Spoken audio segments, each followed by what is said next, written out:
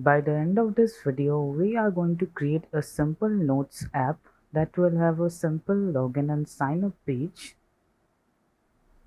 and it will have a simple interface where users can view their notes. They can also use the search box to search their queries.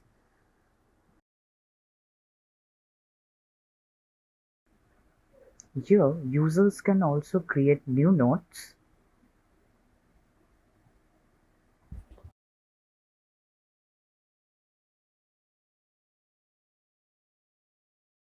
They can also update their existing note.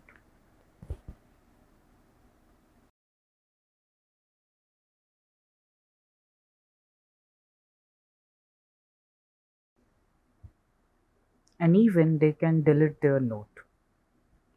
So this is how we are going to build our notes application.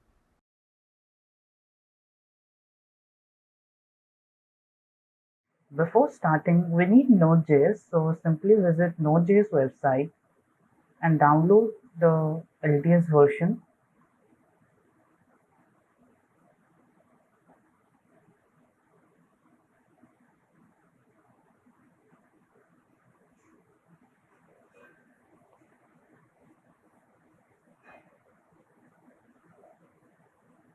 Now after your download is completed,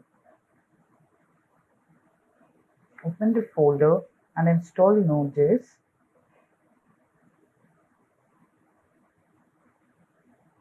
Click on next.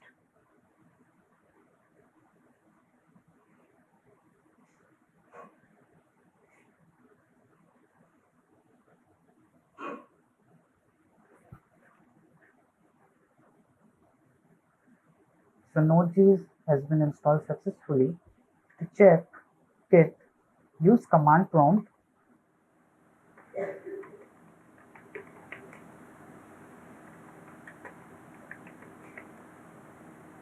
Both Node and npm are now installed.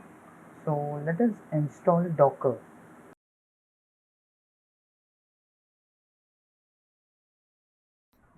Search for Docker Desktop.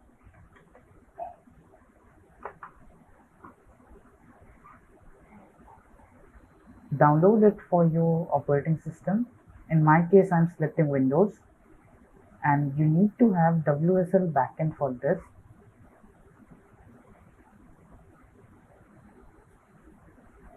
Let us first enable WSL backend. Use this documentation. You need to type WSL install inside your PowerShell. Run as administrator. Paste the command.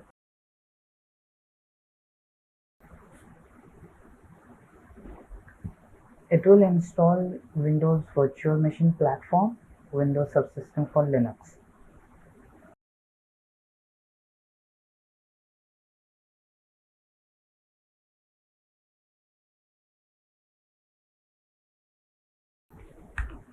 Now you need to reboot your system. Let us simply reboot.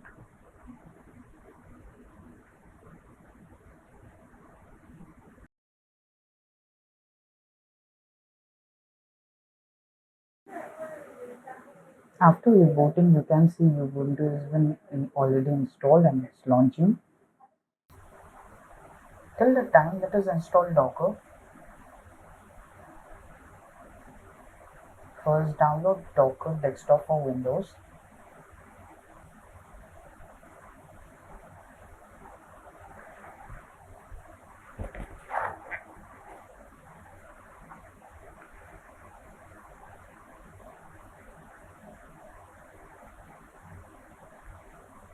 Open it after download has been completed.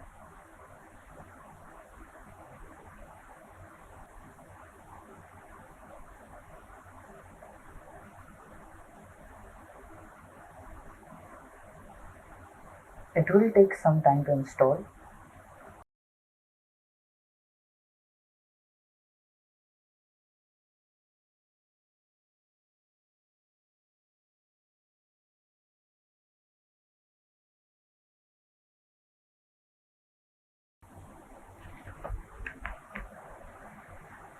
Okay, now let's close and log out.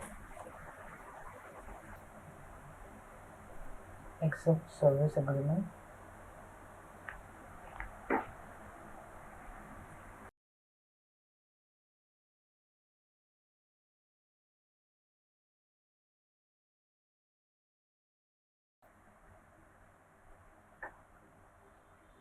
So now it's successfully installed Docker inside our system.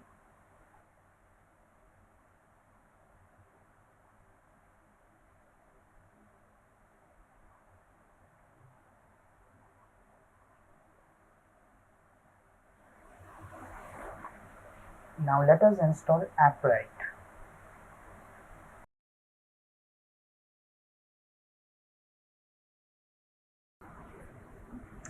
Open official Appwrite installation docs. We have already installed Docker. So now we need to simply run this command either inside your command prompt or our PowerShell.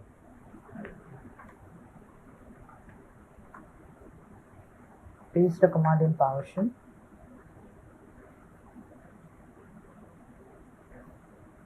It is downloading Docker image for us.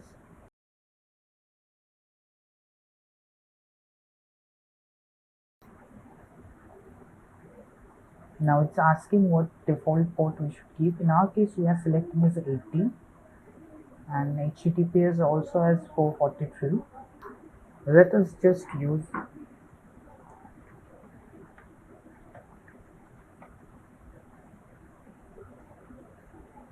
we have used super secret as our API key, and let us keep default hostname as localhost, and currently we don't need any custom domain.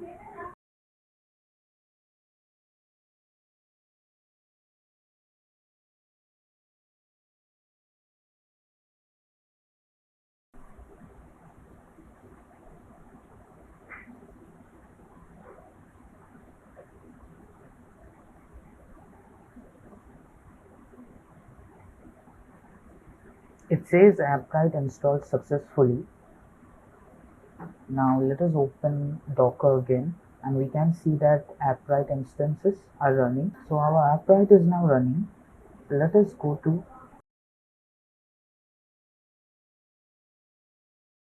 so we have installed successfully and we can now log in. Let us sign up first.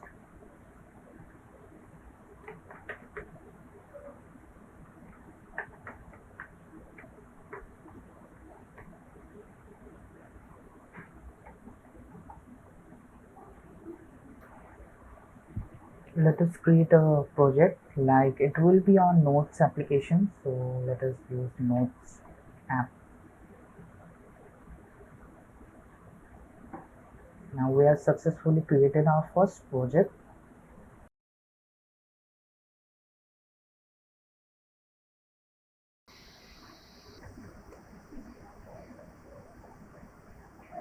Download VS Code.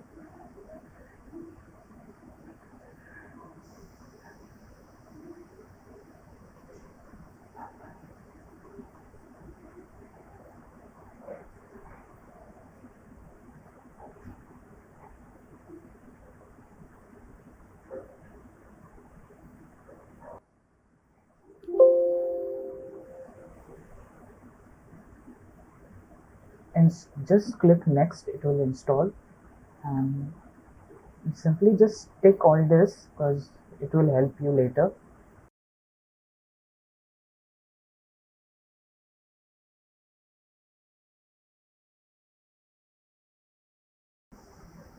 Inside our documents, let us create a notes,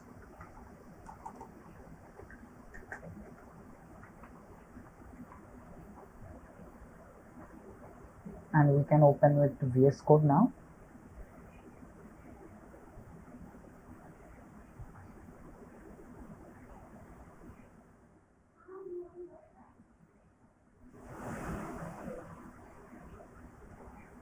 We need some extensions like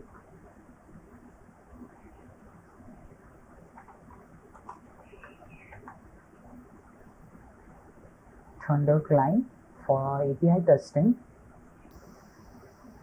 Let us open the terminal inside VS Code and initialize our Notes app.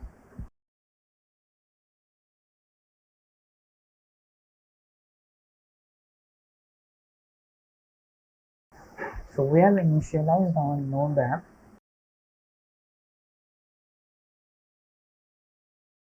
So for our Node.js app, let us first install Express.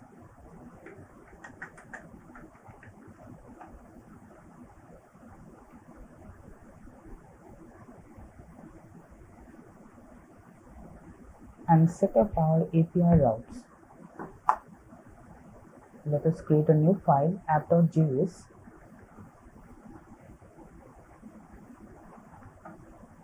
Let us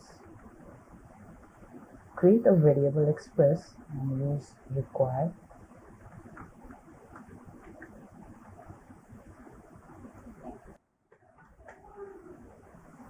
Const app is equal to express.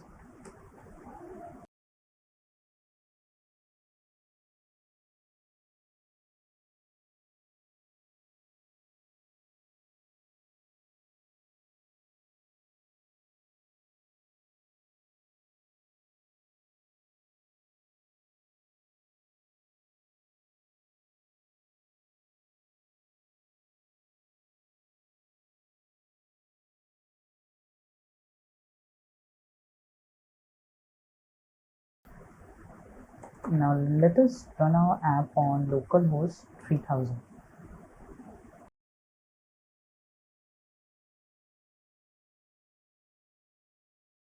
Let us run our app.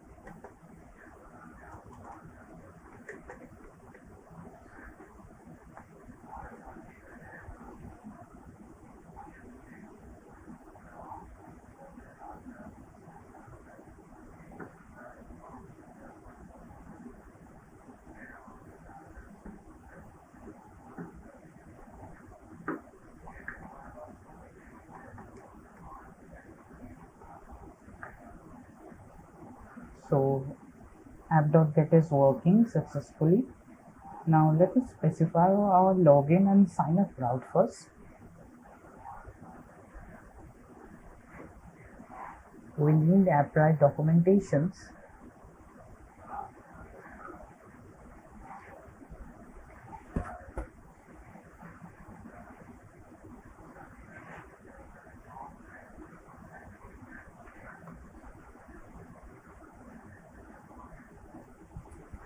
Inside Notes app, select Web App as a platform.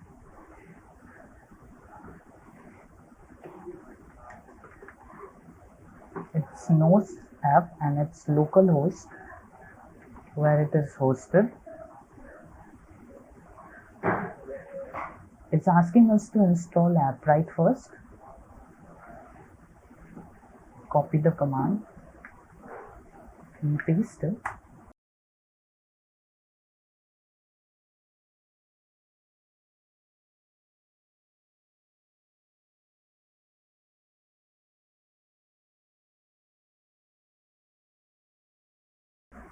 We need to import client from Appwrite.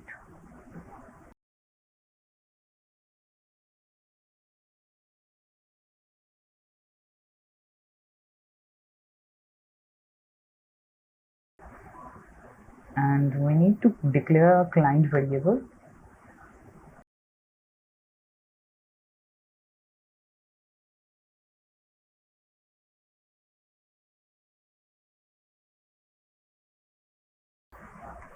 Let us define login and sign up route. First, we need to create an account.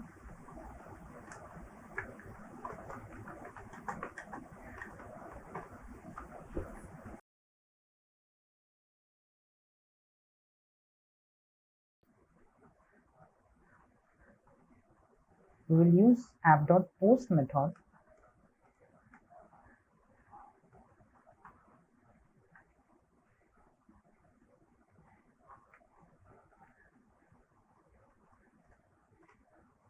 It will be an asynchronous method.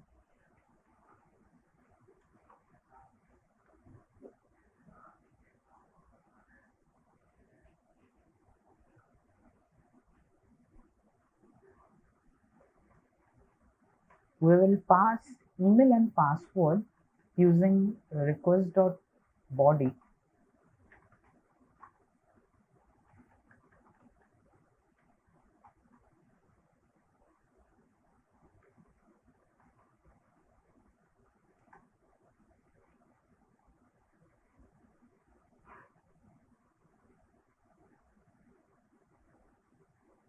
So now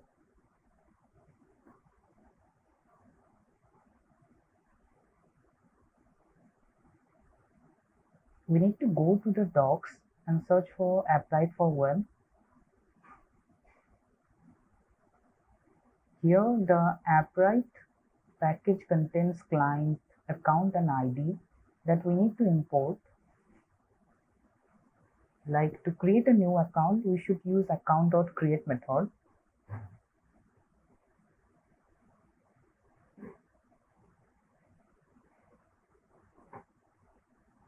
We can simply copy this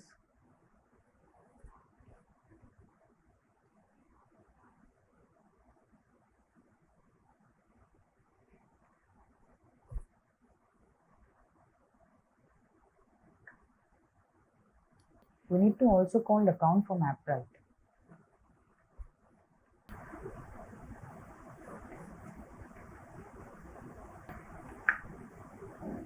Let it be outside. Now we also need to import account from Appwrite.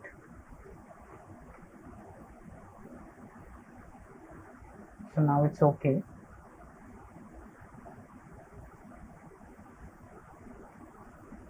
Now it should create a new account. Let's see. We are getting an error. It's saying to load ES model set type. So I think that instead of importing it, we can use const is equal to required, standard way of importing.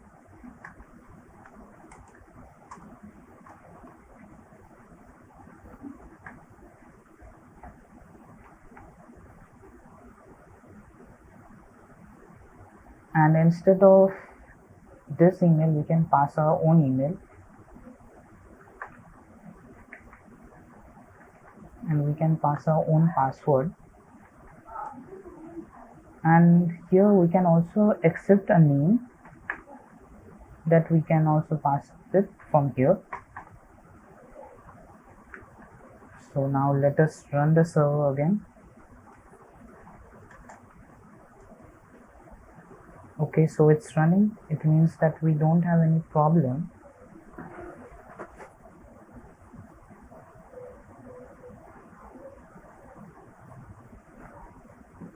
Let us use Thunder client to create a new request. It will be to a local host and it was register.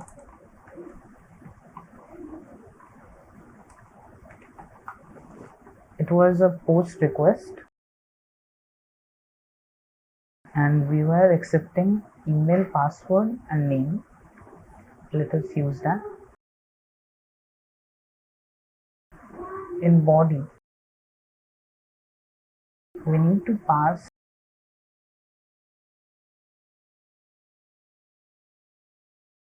and a random password.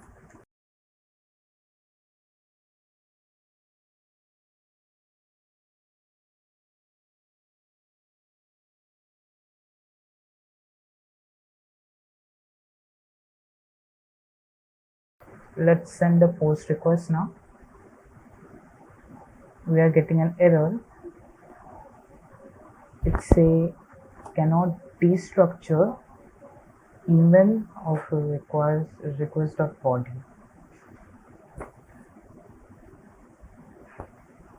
So what we can do, we can use here, we can use express.json and it will solve our error. So instead of using node app.js, we can install nodemon.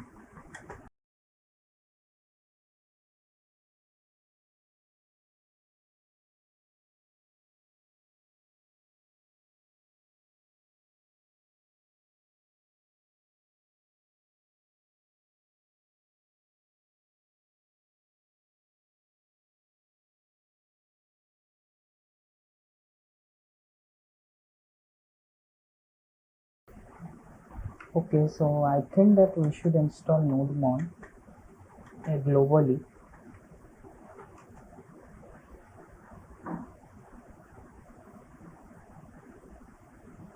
And here inside package.json, use a start script to run nodemon app.js. Now let's see.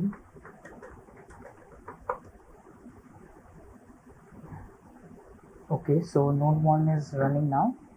Now we don't need to type node app.js multiple times. We can simply use npm run start and it will start nodemon app.js. So let us now send the request again. Again we are getting an error. It says id is not defined. I think we are using id somewhere. Here we are using id.unique and this id is inside our Appwrite package. So we need to also import id from Appwrite. Now our node app is now running. Let us send our request again. So it's okay, it's saying account has been created. Let us check our Appwrite console. Yes, our account has been created.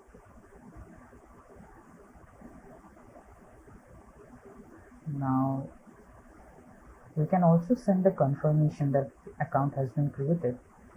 We can send res.send.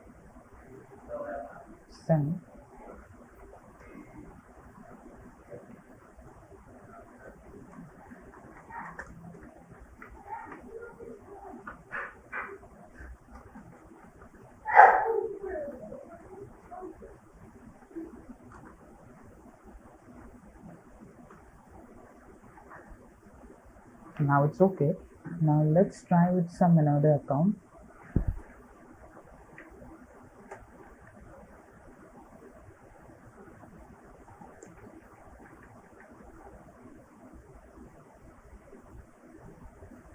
So it says account created now. Let's check our console.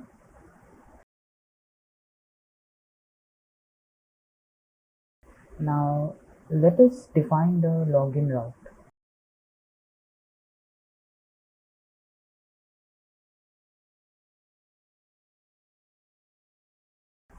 It will also be app.post.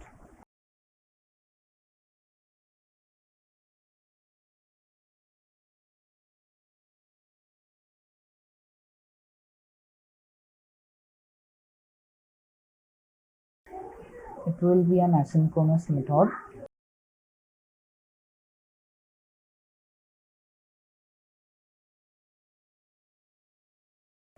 And we are going to accept email password from the user for in request.body.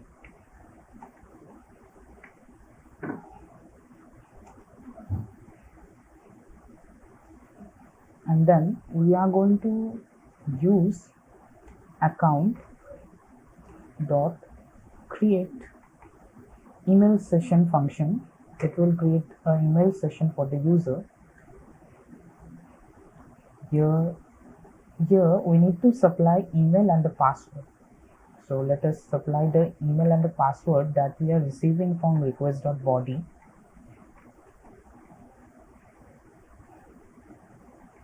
And then we can use that response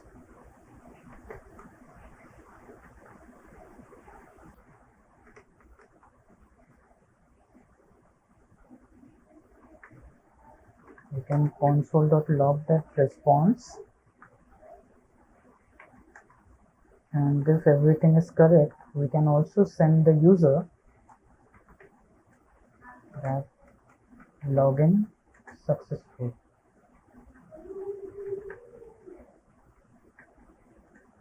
And if there is an error, then we can also catch it.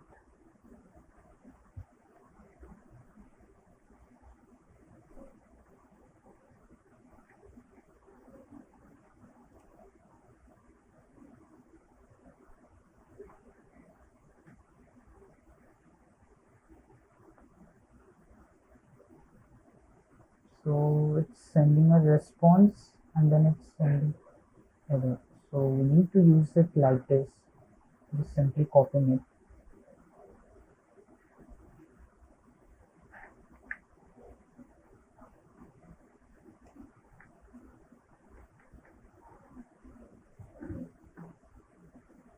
Now let us use login.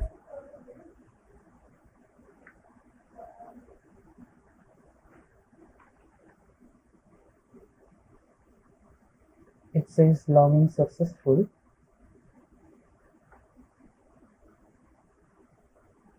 So we have also defined our login route.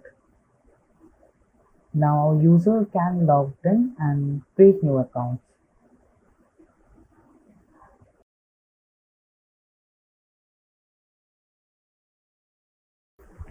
Let us add sessions so that we can identify whether the user is logged in or not. To add sessions to our user, we can install sessions first.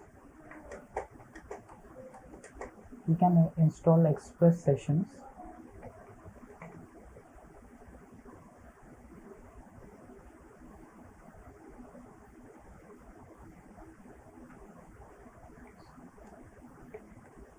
It's Express session, not sessions.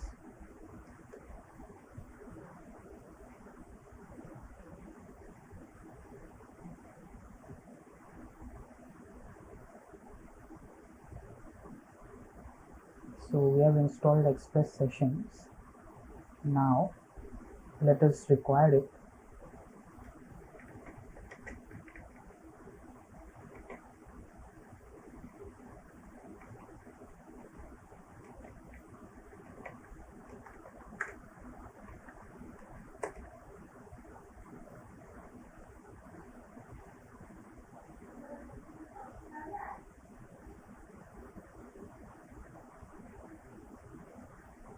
Let us use our sessions.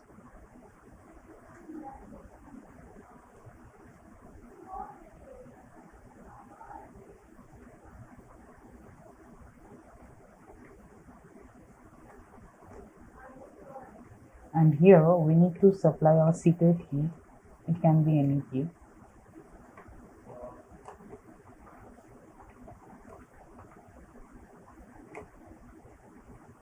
And we need to add resave.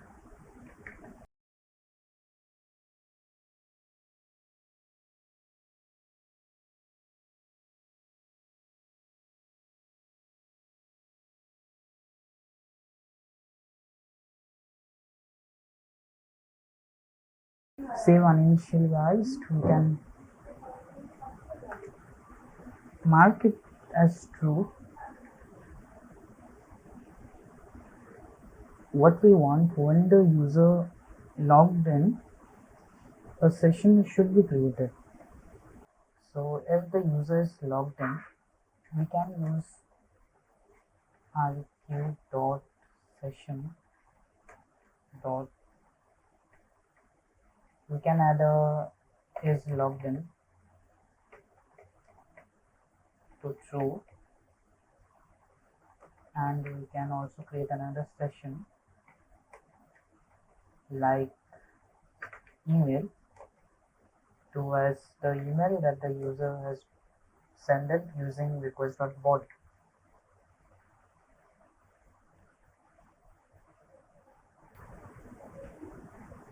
So now if we create a new account, we will if we logged in the user, it will create two sessions. logged in an email,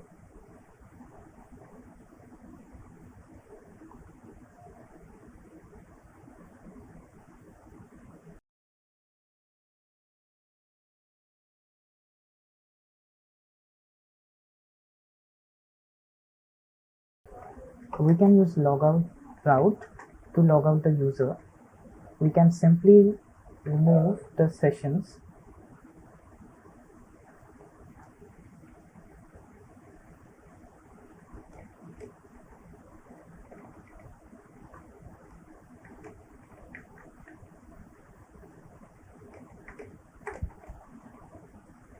We need to simply destroy the sessions.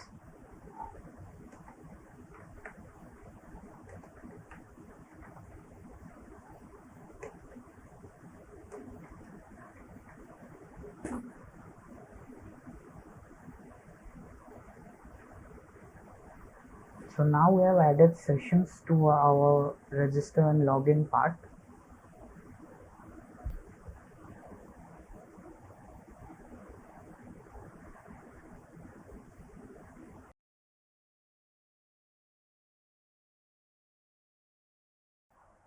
Let us create a new document inside database. Let us create a new database like notes database. Create new collection notes.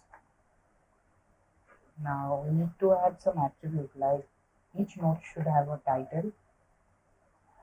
It should be a string. It should have maximum, it can have 150 characters and it's required.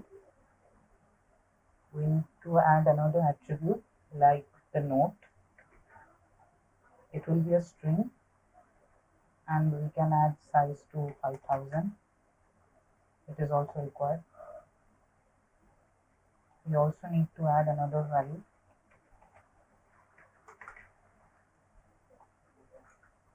It should be an email. So we have added 3 attributes. We are going to use these attributes while creating and reading.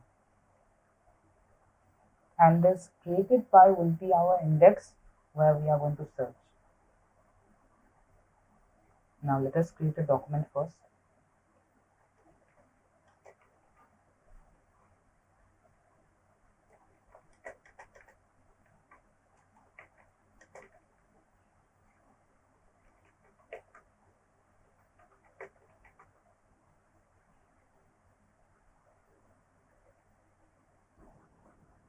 So now let us create another route so that we can create new document.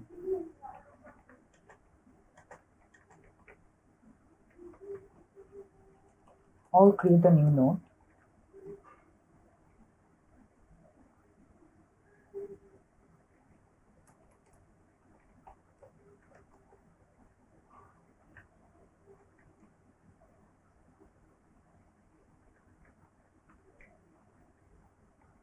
It will be asynchronous. We need some time to create the node. And now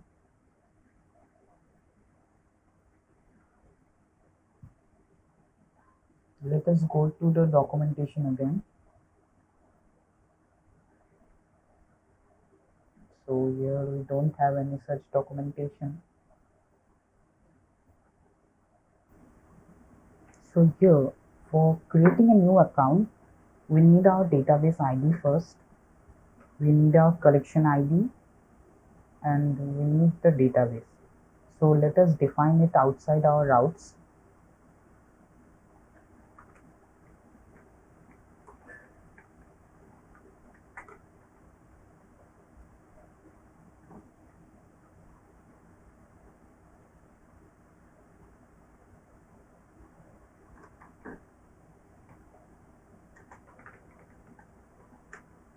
Because we need a database ID, we need a collection ID.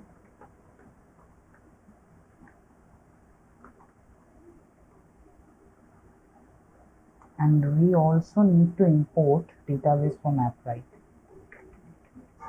Data, so it is not database, it is databases. So the document ID, let us copy the document ID.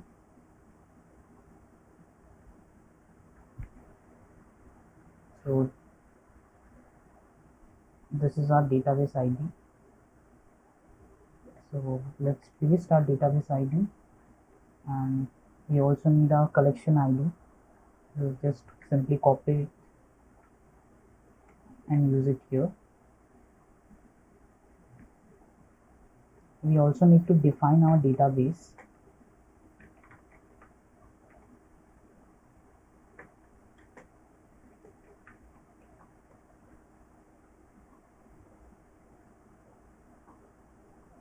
And here I need to supply the client.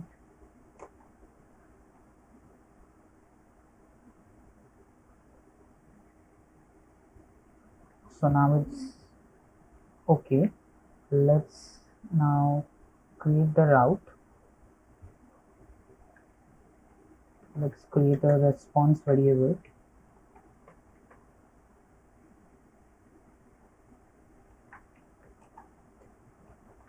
Databases dot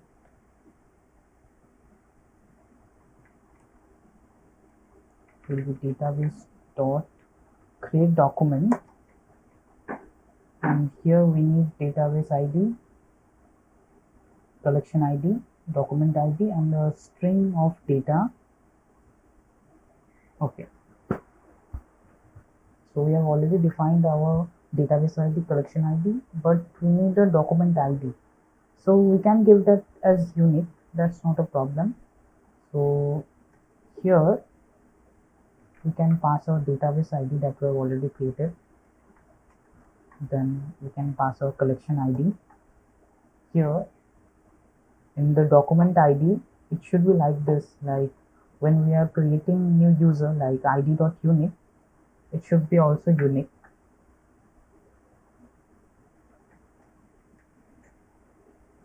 And here now we need our data, and data we can send it using our request.body. So let us use it like const will accept title, note, and created by from our request.body. And in place of data we can pass the title as title and note as note and created by as created by.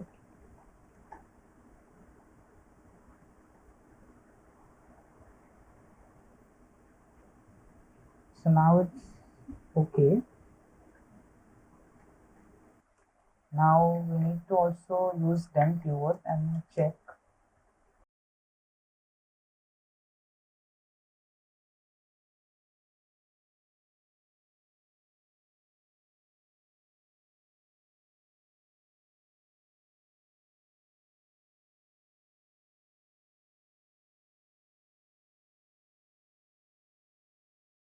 if the app works with no error, then we can send the response in our log.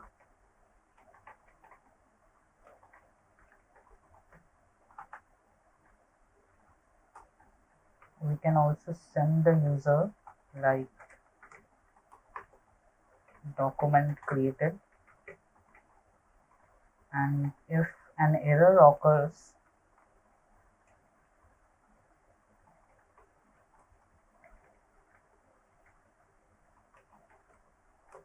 then we can send the error.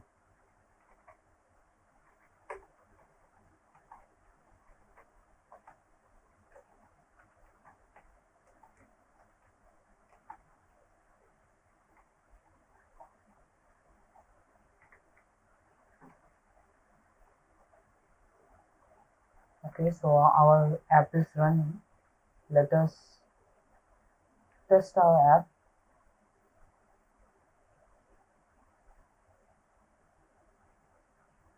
it is a post route, and we need to add it, create. We need to pass title, note, and created by.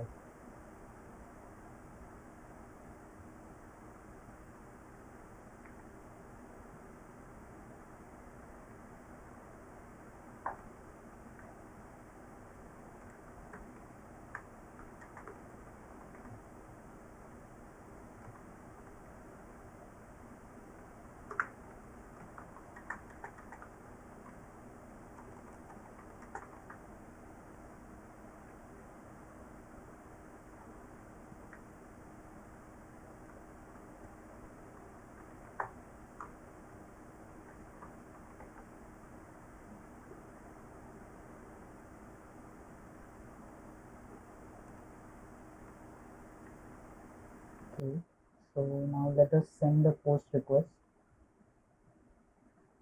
It's saying current user is not authorized to perform the requested action.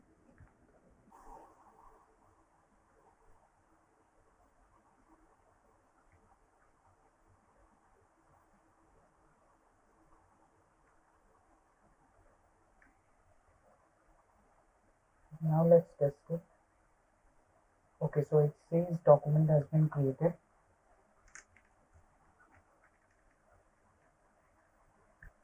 Let's test it in our console.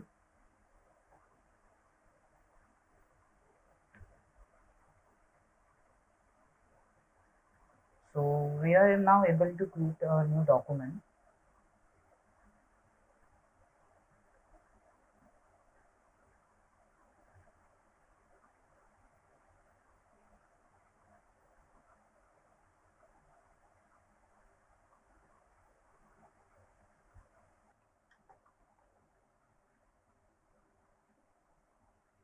So now we are able to create new documents.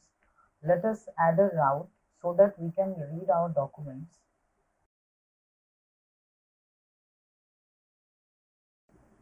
Our route should be our home route, like this here. We want to read all the documents that are present in our database, where the created by is the email of the user.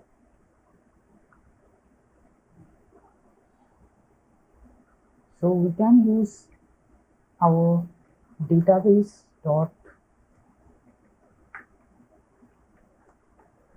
list document, and it accepts database ID, collection ID, and queries.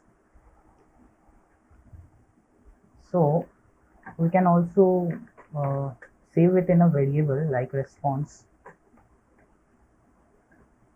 and it will be await because it is an asynchronous function.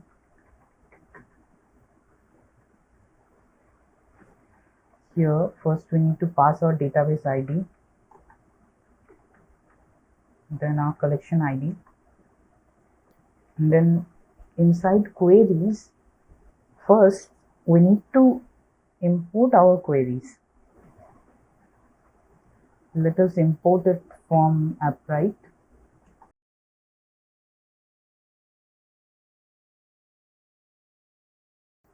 There is a query class already created for us inside Appwrite package. We can use like query dot equal, and it should be the email that the user is having. So currently we are saving the email inside our sessions. So let us require it from sessions.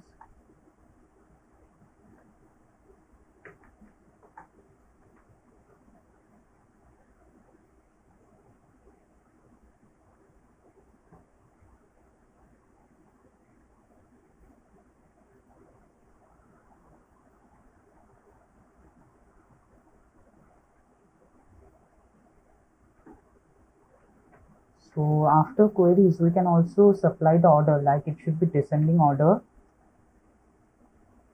and here we need to supply the index. it should be created by.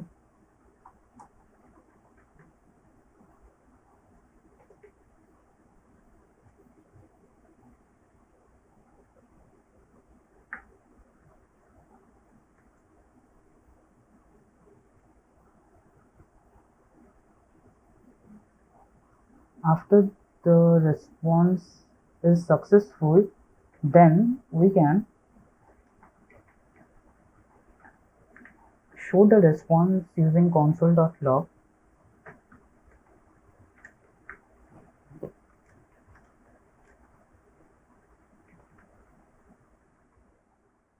Or we can send the response directly.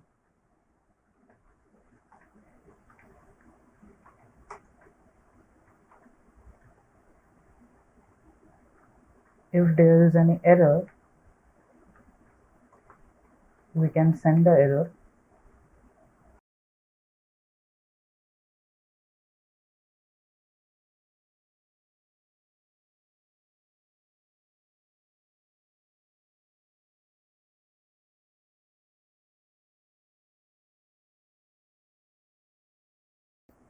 Now let us send a GET request. So first let us log in the user.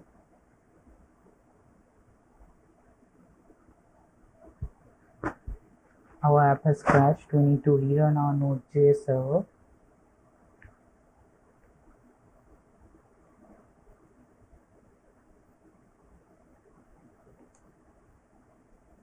Okay, so it will not be response, it will be request.session.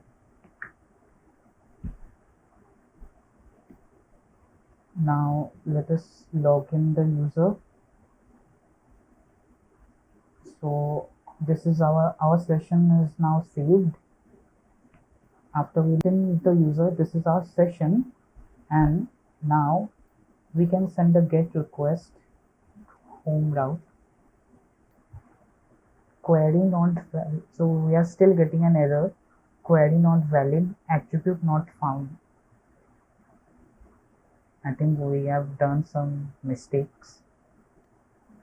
Okay, so we have not mentioned our created by. We have simply mentioned the request.email.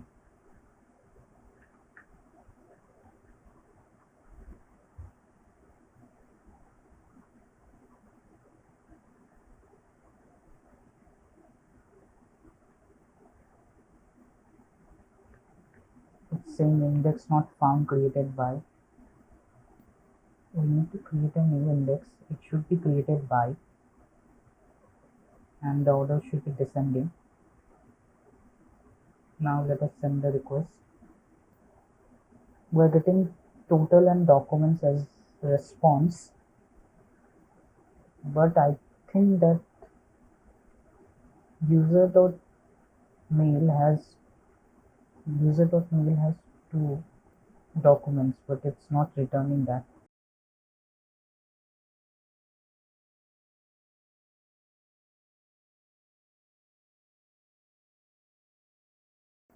Okay, now it's returning the two documents. So it's okay. We are now able to return these two documents. Now let us create another account.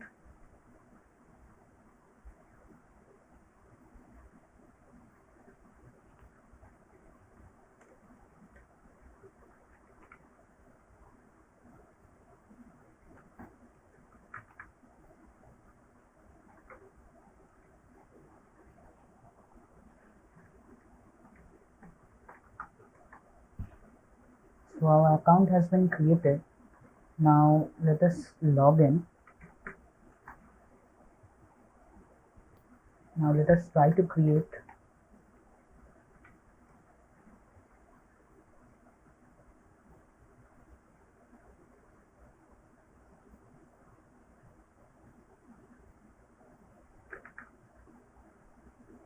it says document created.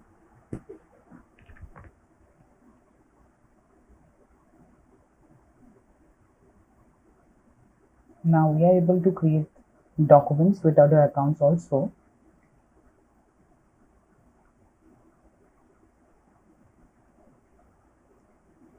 Now we can create a middleware function so that we can verify whether the user is logged in or not.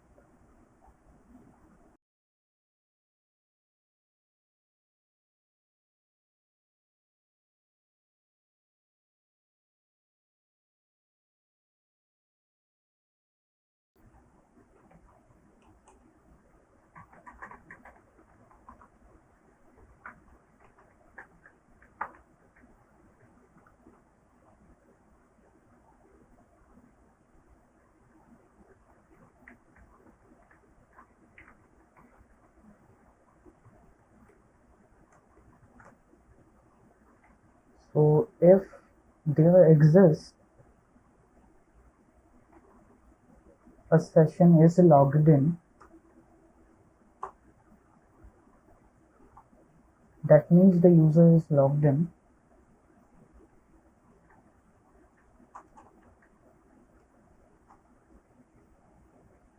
Then we can proceed it to next.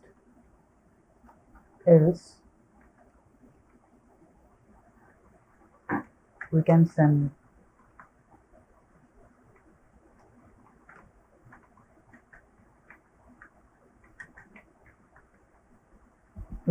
not logged in. Now we need to use this verify user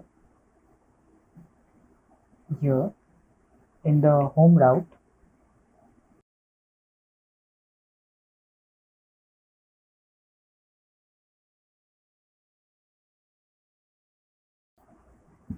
Now let's test our app. It says not logged in. We need to log in first.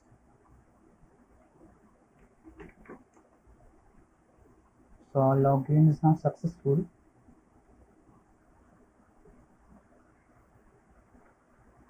Now let's just visit our root route. Okay, so we are getting the document that we have created. So by this moment we can create a new account. We can log in into that created account. We can read our databases. We can create new notes. Now the thing that are left is updating our note and deleting our note.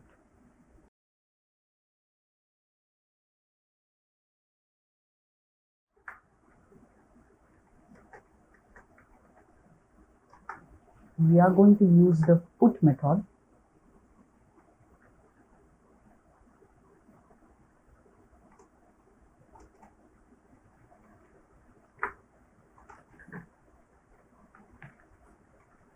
And it should be update, or we can use edit. We will accept an ID like the document ID. It should be an asynchronous function.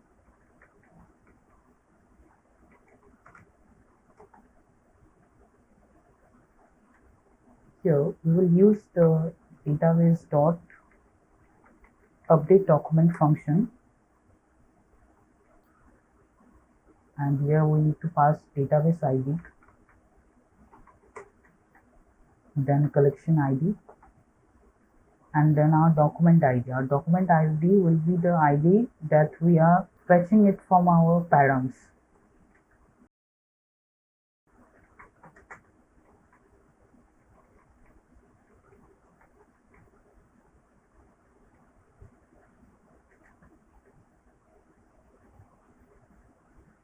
And now we need the data. We need the full data. We can get the data through our request.body. So we can accept title, note, and created by. It will be similar to the create note part. I'm simply copying it.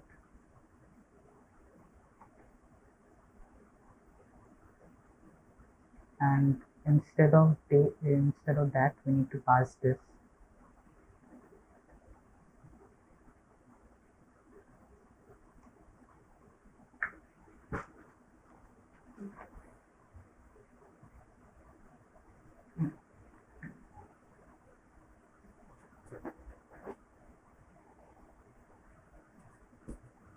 Now let us try editing a document. Let us log in first. So login is now successful. We have received a session ID. We received a session. Now let us just read our documents. Instead of other node, so this is our document ID. Let's simply copy this ID, and then we need to supply our ID. We need to make this await because it is an asynchronous function, and let us use it inside of response. And then we can use the response and send it to the user.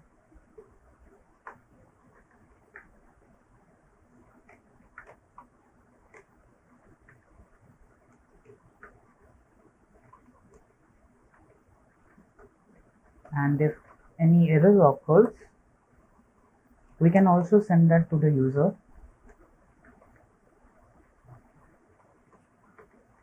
It's okay. Now let us first log in again.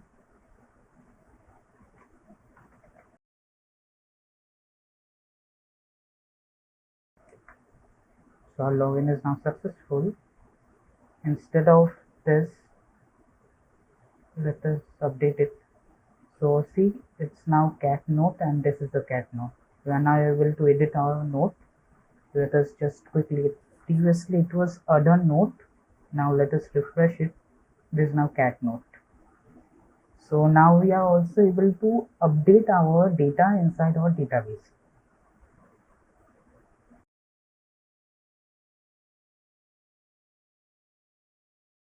So now let us create a route so that we can delete the node from the database.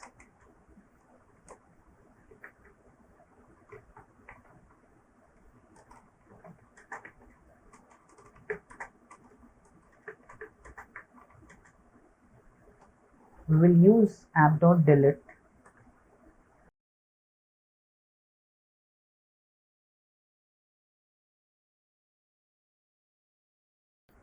We will use delete, and we need to pass the ID.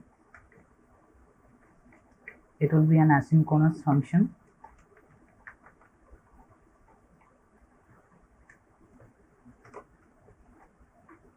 Here we will use database.delete document, this function, and it only accepts database ID. So that's very simple. We simply let us first save it inside response, and it will be await because it's an asynchronous function, and inside of ID we can simply provide our ID, and then we can send a, let us simply copy it like 10.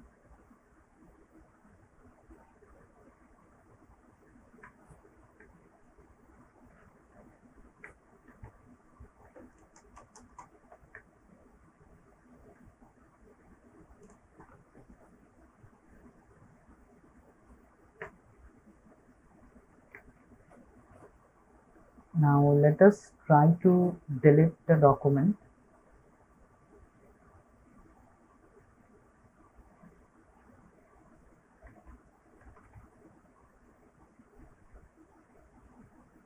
So it says ID is not defined. Alright, so I think we have not yet passed database ID and collection ID. We have only passed document ID. So let's pass database ID, collection ID, and then our ID that we are receiving from our params.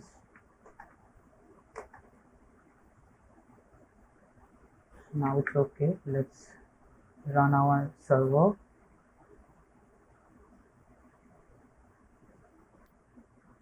It's saying message like this. It means that our document has been deleted. Let's check it. So our document has been deleted. Now we are also able to delete our node from our database. So by this moment we have successfully created our API so that we can create a new node, delete a new node, update, and also read our database. So now let's just add a search feature, and for the search feature we can use Meilisearch. Before that we need to install Meilisearch in our Docker machine. Before that we need to install Meilisearch image in our machine.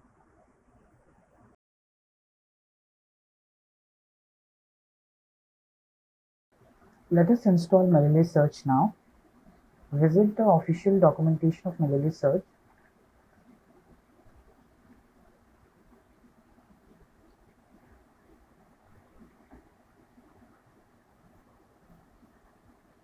For Windows it is asking to use Docker, so let us use the Docker option.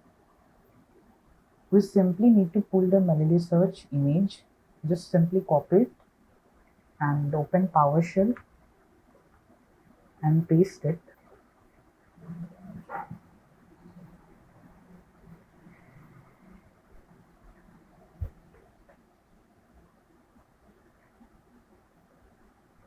Now open our Docker desktop. So here we need to start it.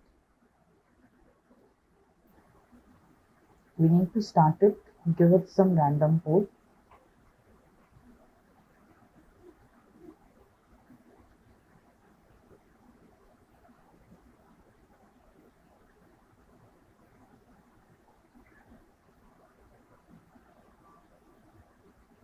So it's running on 3, 4, 5, 6, 7.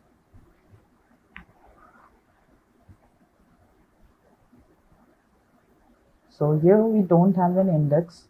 Currently. Let us view the documentation.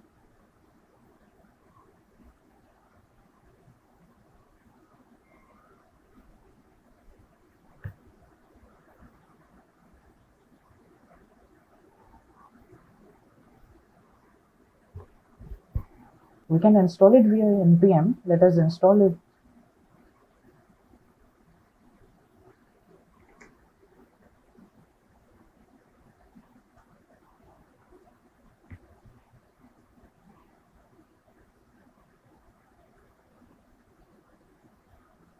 Now we need to require it.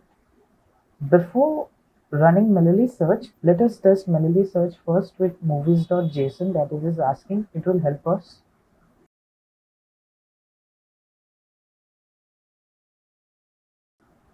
So let us download movies.json. And now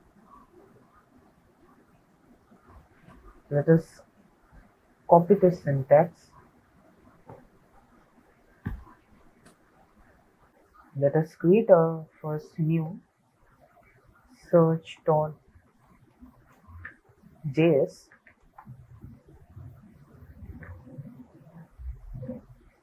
Let us also bring the movies.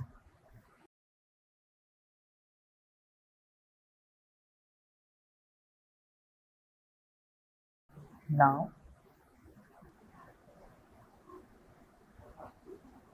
it's asking us to use this. Let's copy it.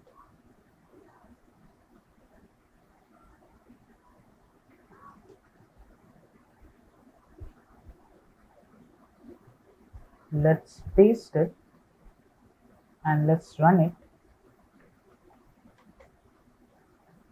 Before that, our instance is not running on localhost 7700, so it's running on localhost 34567. Just change it. Now let's run it.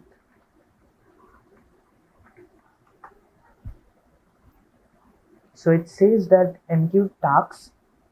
Let us check our console. We have movies, but no documents are added. I think there is some problem with the JSON file. I think there should be an asynchronous function, so for that reason it's not added. Let's write app.get. Okay, we need to import Express first.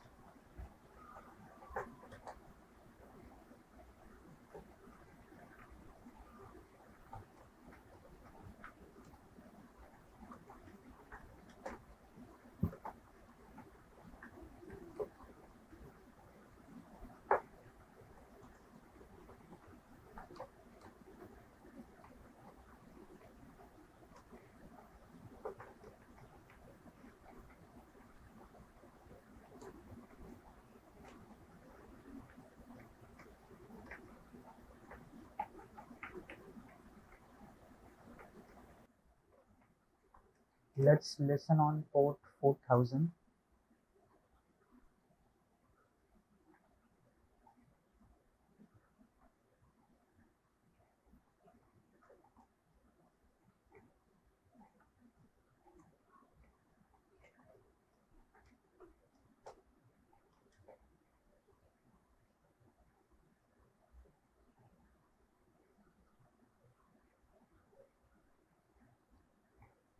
Let's run it now.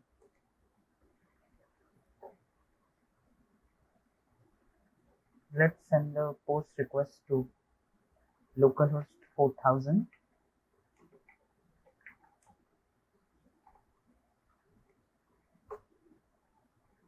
So it says enqueue tasks. Let us check our database. So you see now it has added 31,994 movies. From here we can search anything.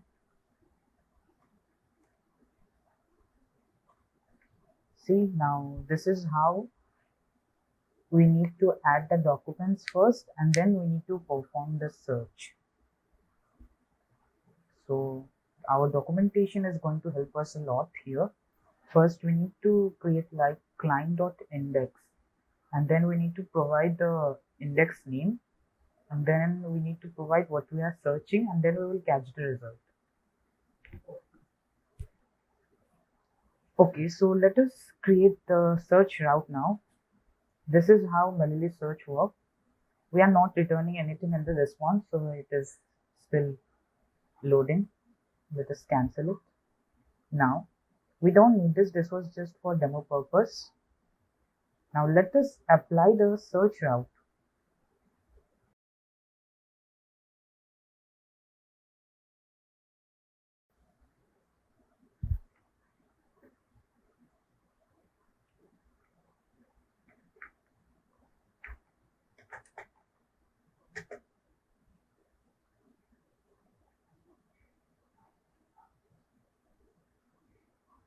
So before adding the search route, we need to import Meilisearch like this, as we have done it.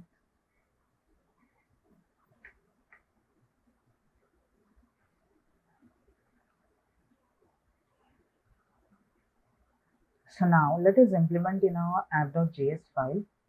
Let us first use this Meilisearch.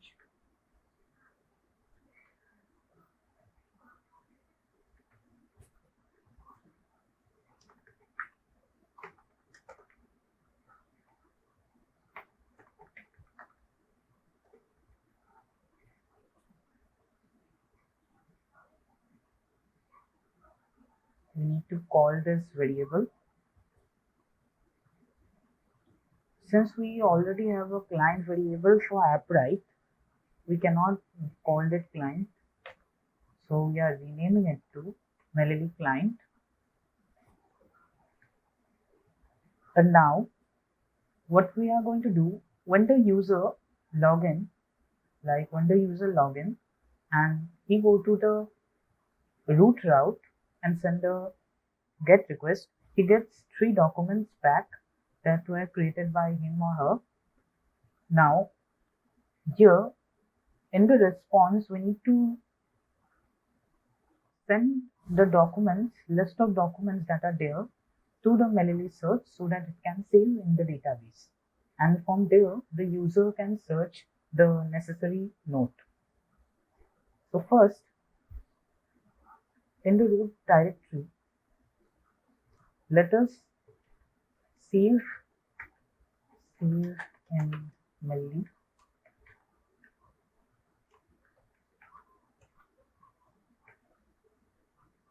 Here we will use the same trick, like it was await client.add this, we will use this. But instead of client, it will be Melly client. And it will be notes.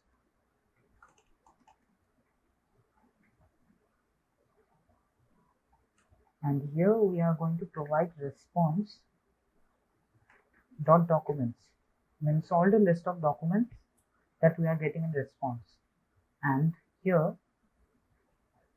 we also need to create our index first, like Melly client dot create index. Here we need to specify our index, it will be notes, and so we can also provide a primary key, it will be our $ID.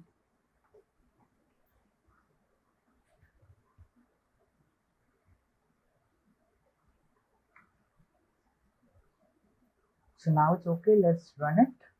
Let's log in first.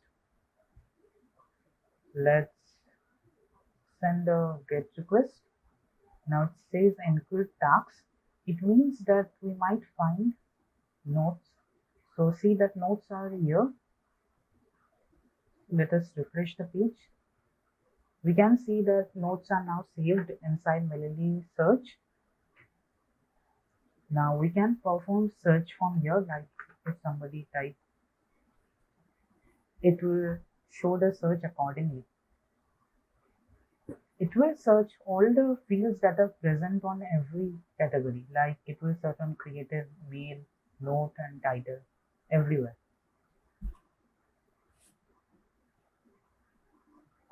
So now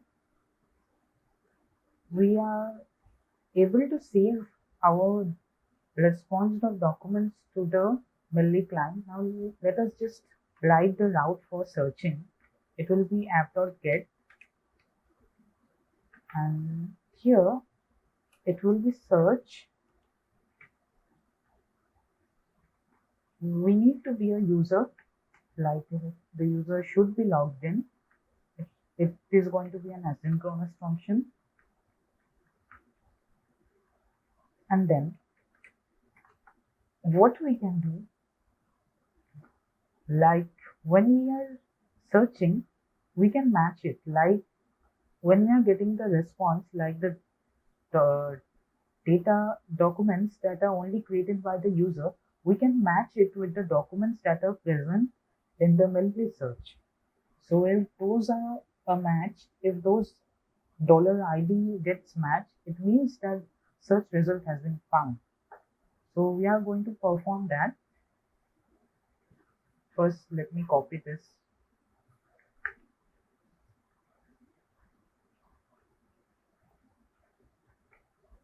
So instead of response, let me change it to data.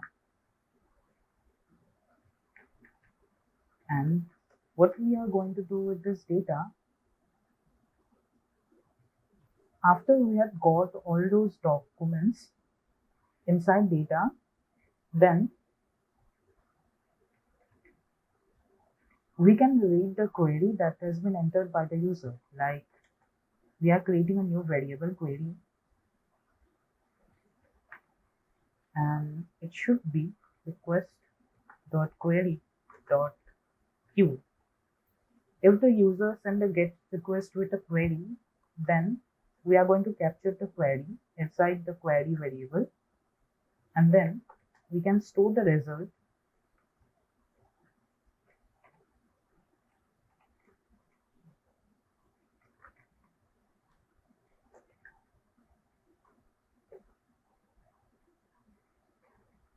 Let us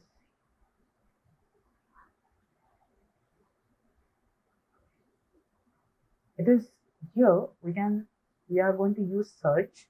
We can also provide filter. So here it will be the query and here it will be some filter. So let us use it like middleware.search. First we need to provide the index. Here it will be node, and then we can use search. Here we can send the query. Let us calculate the hits, the documents that are matching with the query result.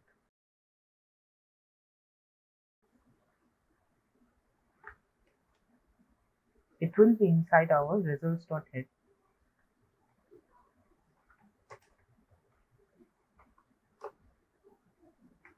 And now we need to match our hits with the data that we are receiving from Appwrite. So if there is a match, then it means the search that the user is wanting is present.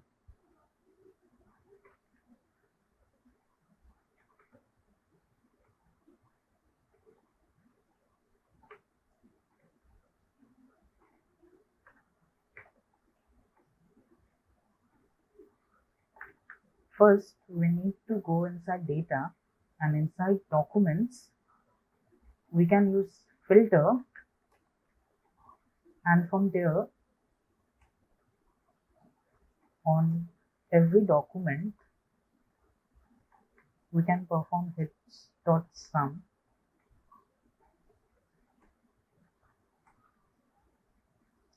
And when there is a hit, we can check if hit.$id is strictly equal to document.$id.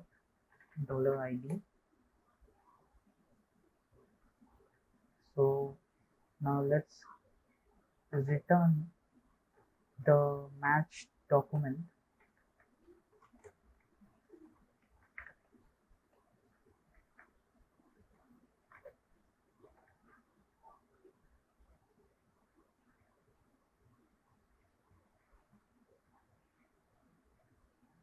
We can also use this inside try catch.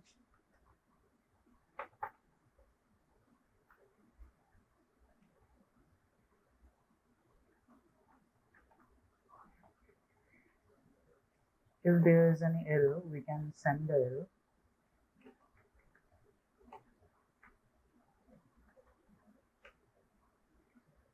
So now we need to first log in.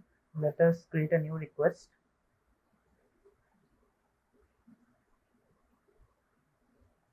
It will be inside local host 3000 and it will be search.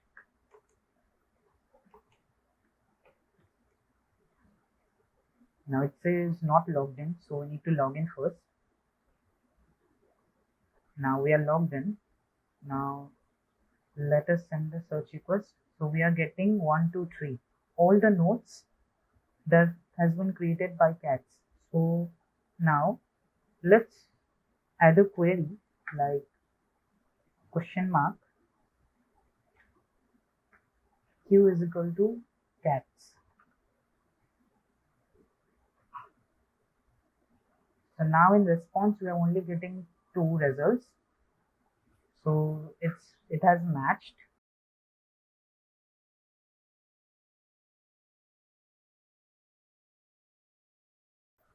Now we have successfully created the search route. From here we can search inside any of our node by providing our query. So our API building is now complete. Now let's move on to the UI logic.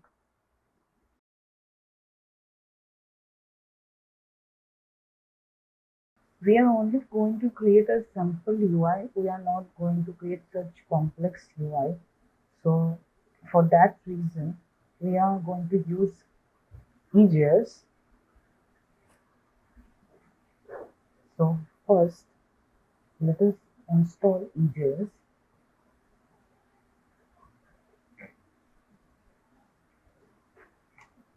We will be needing EJS.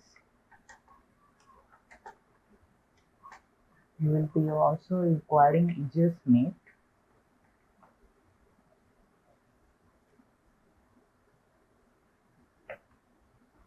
method override,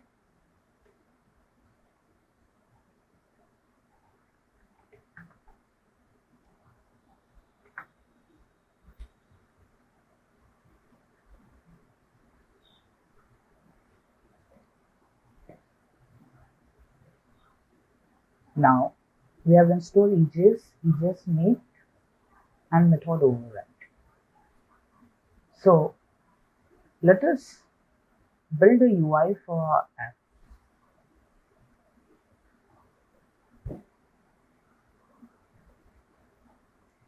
Let us start from creating a new account. First, we need to send, instead of post request, it will be a get request, similar to register.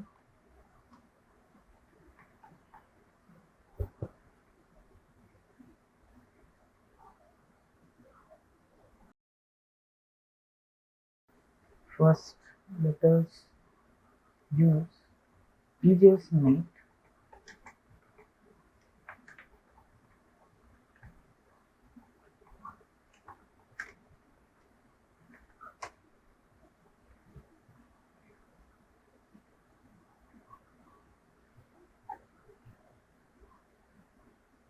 and now here we can use app.set view engine to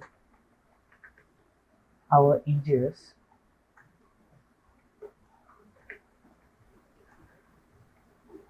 And also set our views directory. It will be inside part.join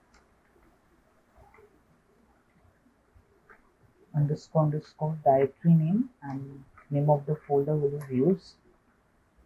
So we need to import part.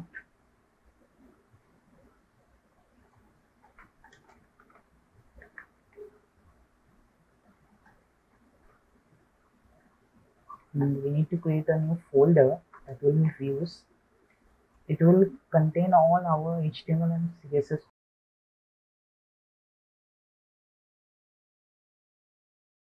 Let's create a register page first.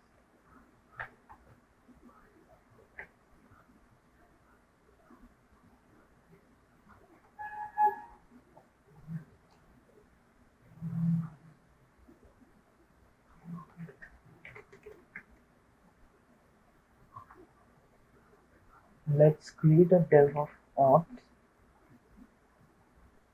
and here we are going to provide a form. It will send a post request to register. Method will be post.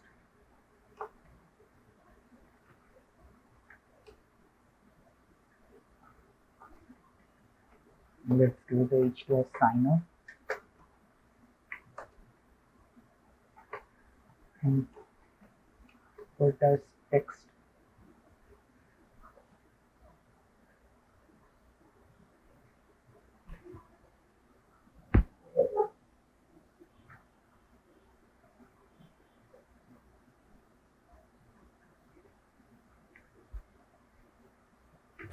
Let's give it a placeholder, your name. Also give it a name, because we are going to send request.body. We are going to send it using our request.body. So for that reason we need to use name.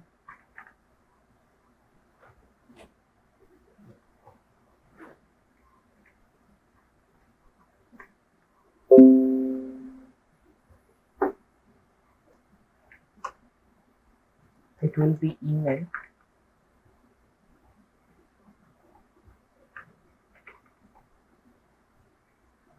It will be password.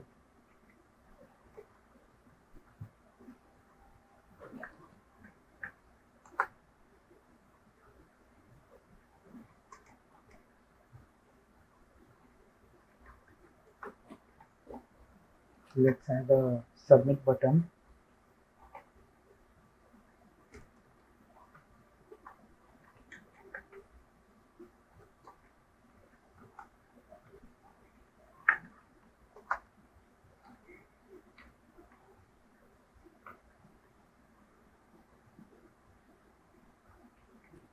Now let's just test if everything is working fine or not. In our when we are going to register, like app.get register, we are going to render the register.ejs page. So let's just render it.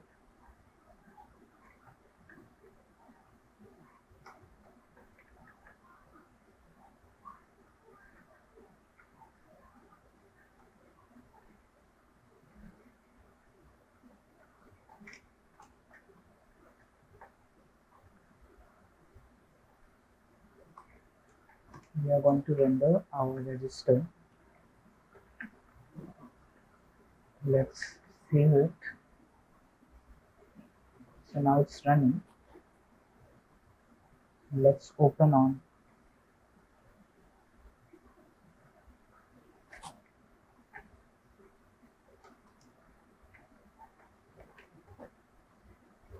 $3,000. It is saying not logged in. First we need to register it. So it's saying cannot get register. Something is wrong. Okay. So we wrote the wrong spelling. That's fine. Say view is not a constructor.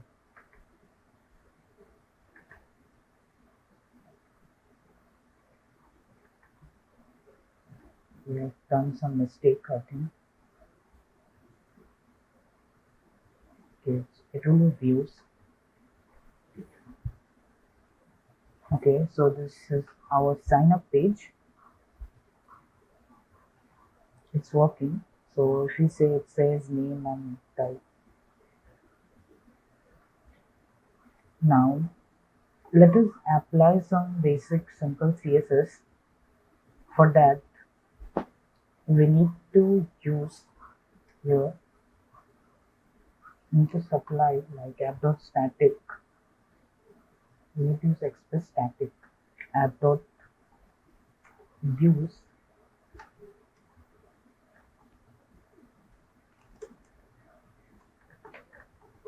express.static, and here we need to mention the path like path.join.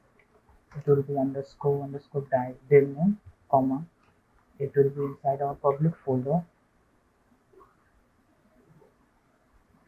So inside, let us create another folder that will be public. And inside that public folder, we are going to create our CSS.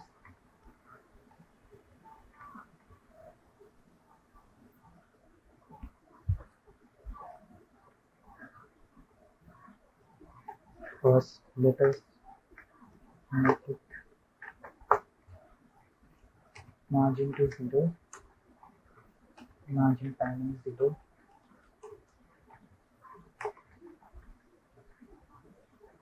Box sizing to border box. That's done. Now let's use. We have used auth class and then we have a form. So inside auth, we can provide height as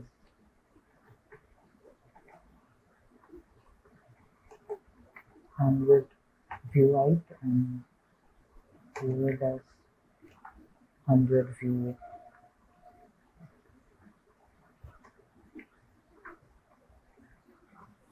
Display flex. We are going to make it in center. So for that reason,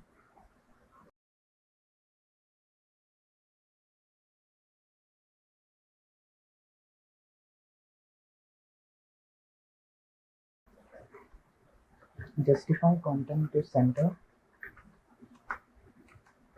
Align items to center. Now let us add some decoration to the font, like height should be maximum of 450 pixels and width should be maximum of 450 px. It's okay. Now let us add a border.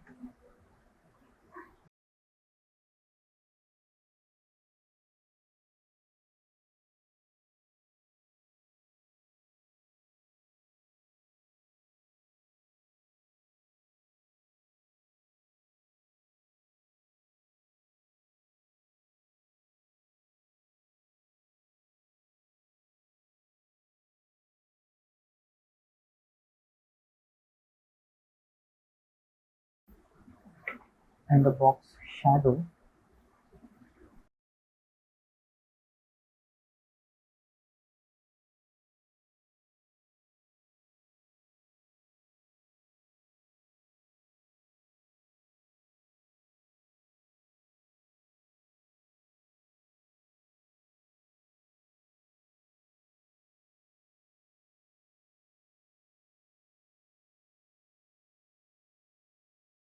Let's save it and let's link our CSS with the register.ejs file. Here we are not yet linked.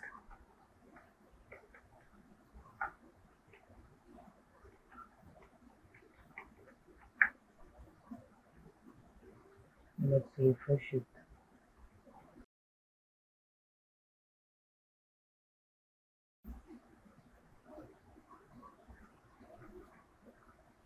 So it's working. Let's also make it as display flex.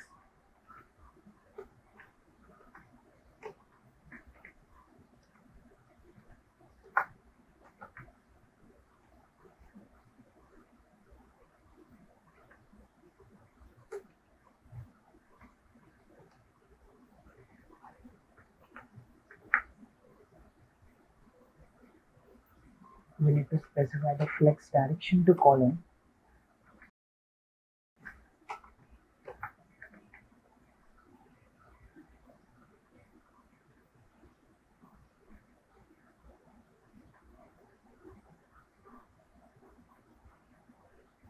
So to know. Okay, we were applying it on dot form. It will not be dot form. It will be only form.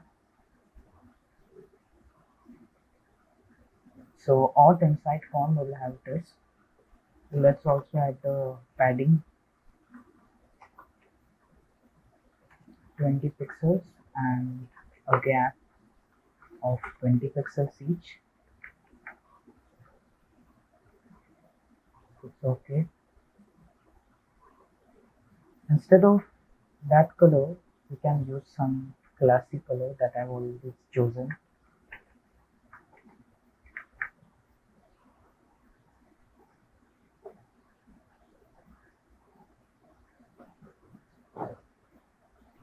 So it's okay now.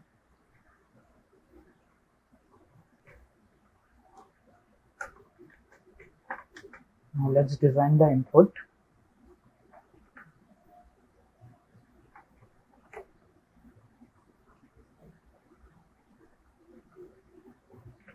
Let's get the width to 100%, height to 50 px,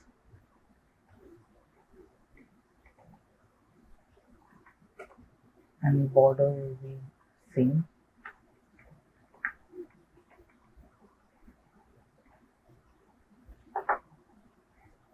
Instead of 2 px, it will be 1 pixel.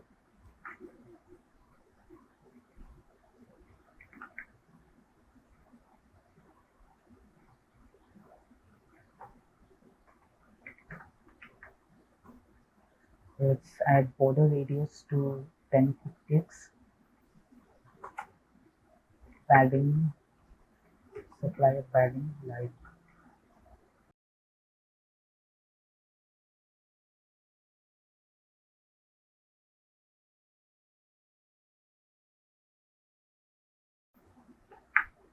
padding 0 and 20.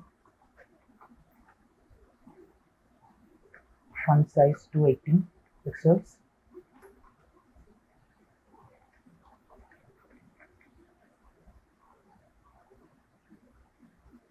Okay, let it add a color like one. Let's design the button.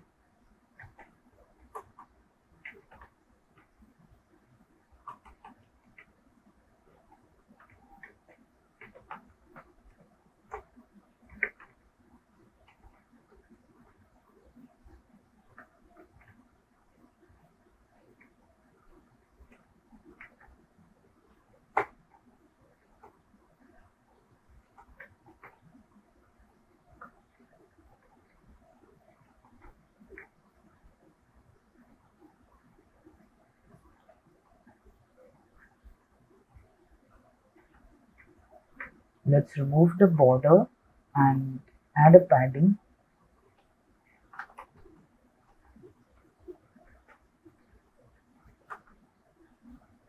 Add a border radius 5 pixels, and that's all. Let's see. So it's looking. Let's change the width to 100%. Now that's all done. We have created the sign up form. Now this font is not looking so good. Let us select from font from Google Fonts.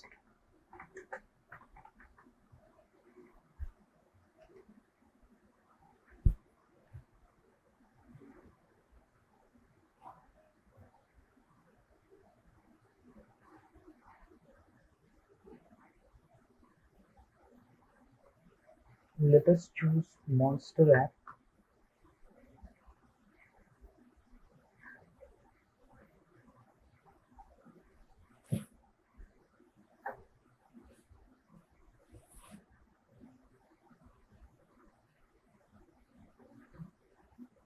Let us choose all the styles.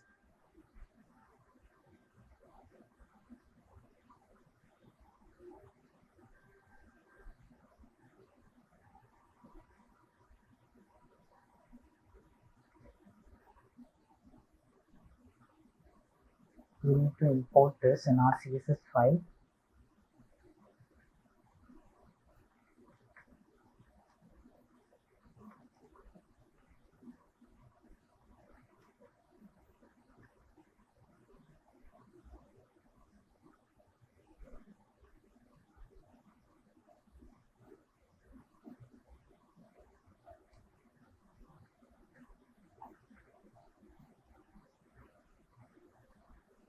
So now it's looking quite good.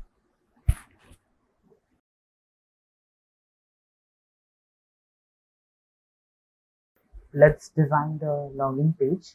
It will be similar. We have designed the register page search so that if I copy it and paste it in the login.ejs page,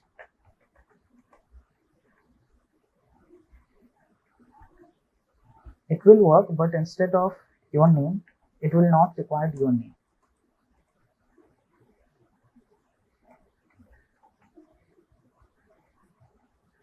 And it will send a post request in login.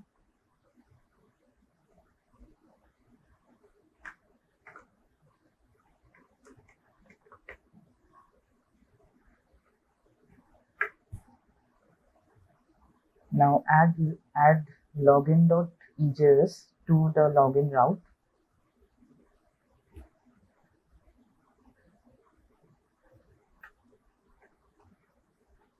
We can render our login.ejs page.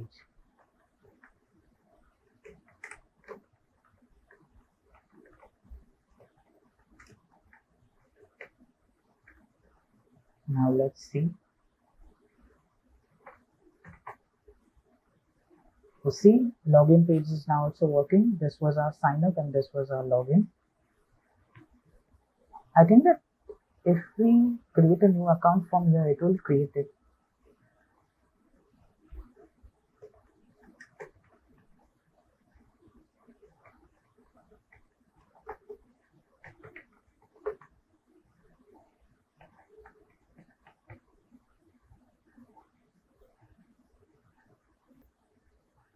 it says it's giving us some exception.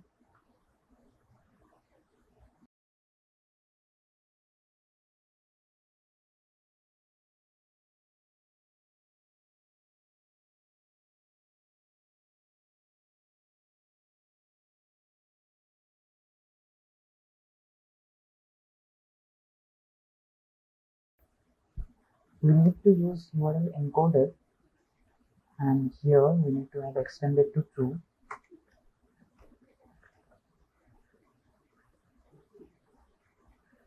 Save it. Let's try to register it again.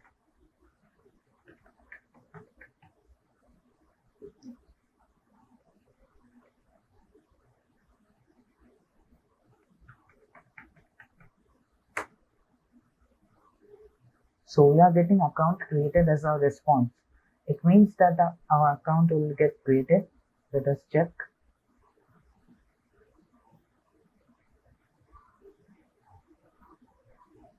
So we have created a new user. Now let us log in.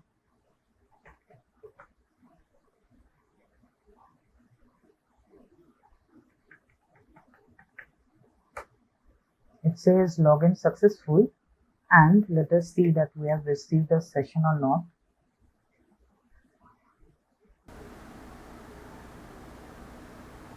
Okay, so we are getting a session. It means that it's working fine.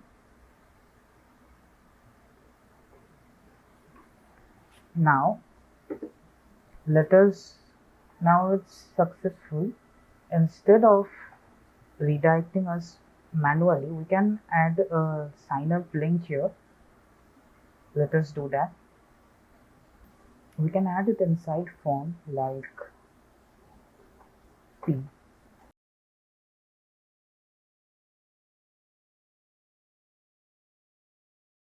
Like it will be have an account.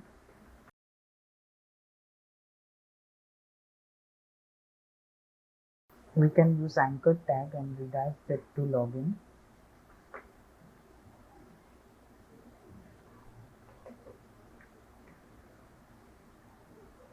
So now let's see.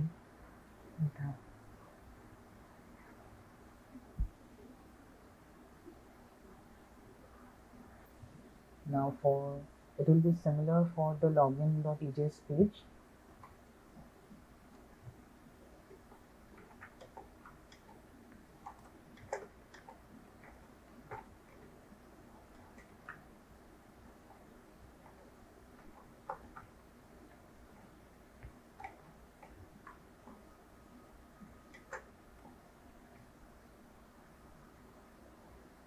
Let's check it. So see, we are getting both options to either login or sign up. Now let us make our home page like the root directory. If we are sending a GET request to the root directory, like now since we are logged we are getting no documents. Since we have not yet created any documents, just let us log into an existing account.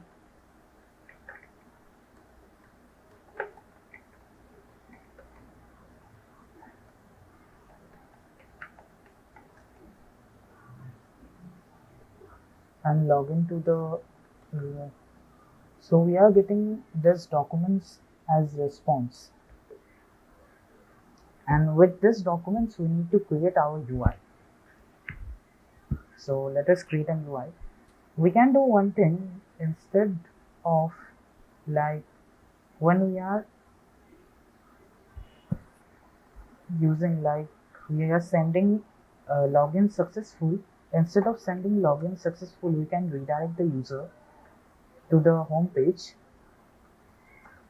like the root directory it will be. Now when the user has logged in, so whenever we are restarting our server, our session will be removed. So just simply log in again.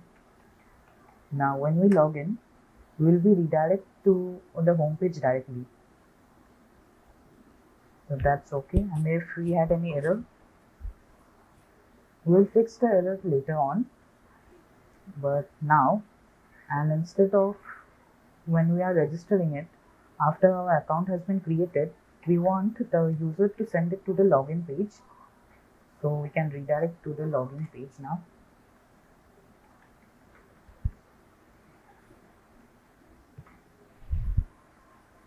So now let us just create a new account.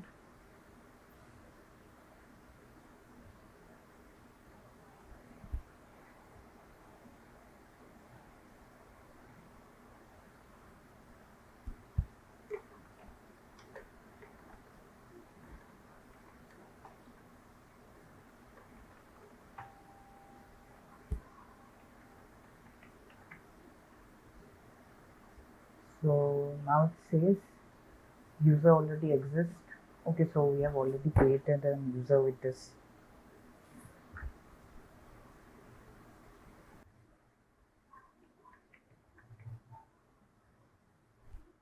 So now we are being redirected to the login page. Now let's log in. Okay, so now let us design the home page.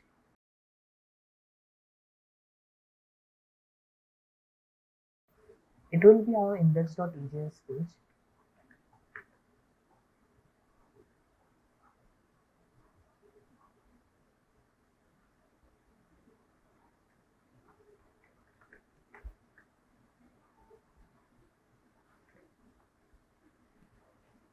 Let us make a simple UI like Notes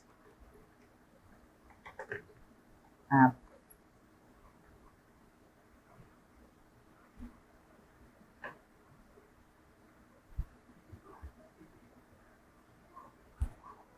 Let us create a section.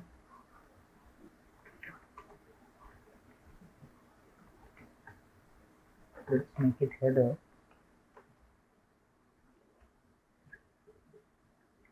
Here, what we are willing, we can send the user's note as like this at the center, and there we can create a logout button.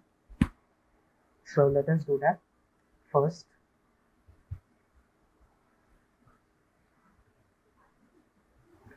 It will be somewhat like this: each one users notes, and here we are going to build a logout button.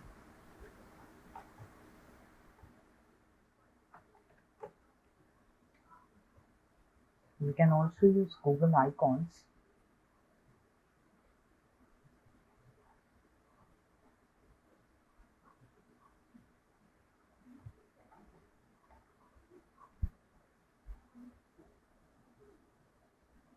We need to copy this first.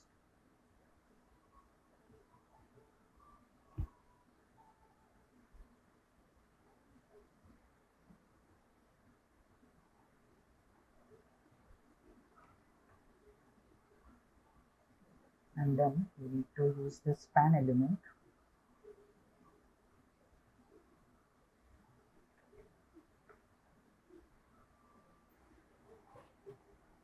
In our home page, instead of sending how many documents it exists, let us send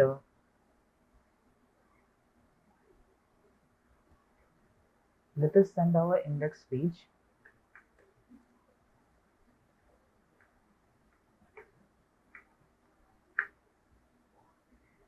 Instead of sending the response, we are going to render the index page.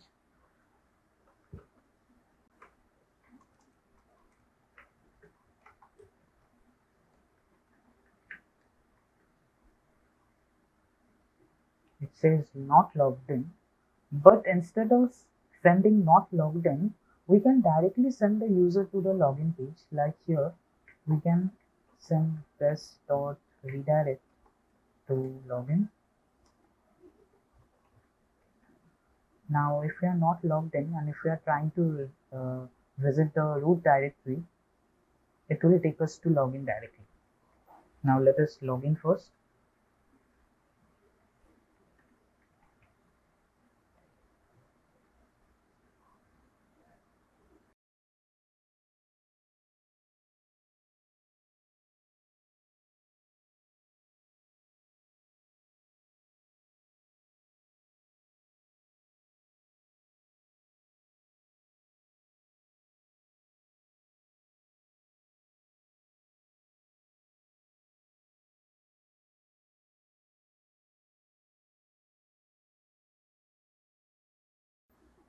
So let's start with the header part first, and then we'll use the logout part. Dot header.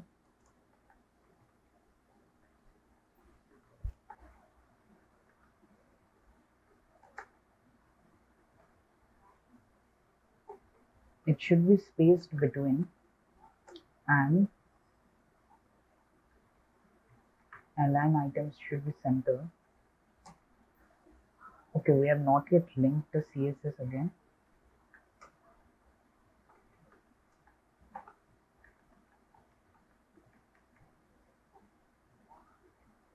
Okay.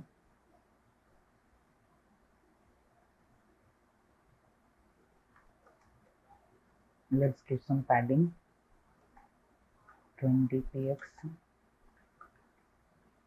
and 30 px. That's okay. Text align to center. That's all for the header. Now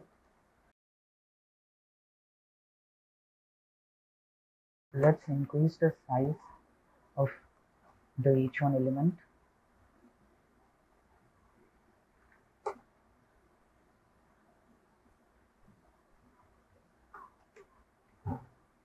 Let's increase the font rate.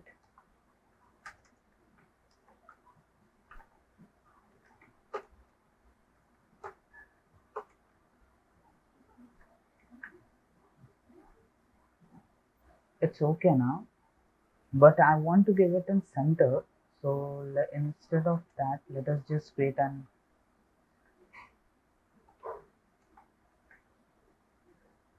now it's in center.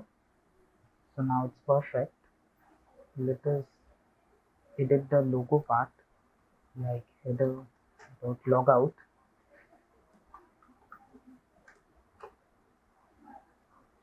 We can tone it in background color, but provide a bigger width.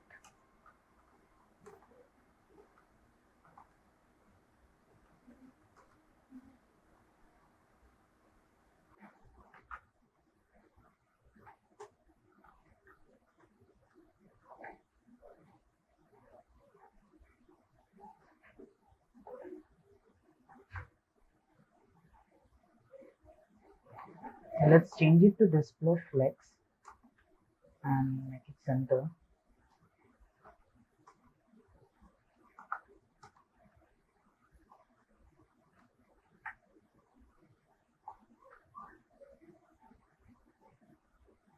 Outside the border radius.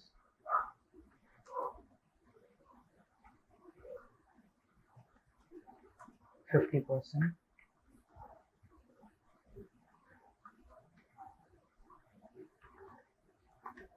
And also change the logo.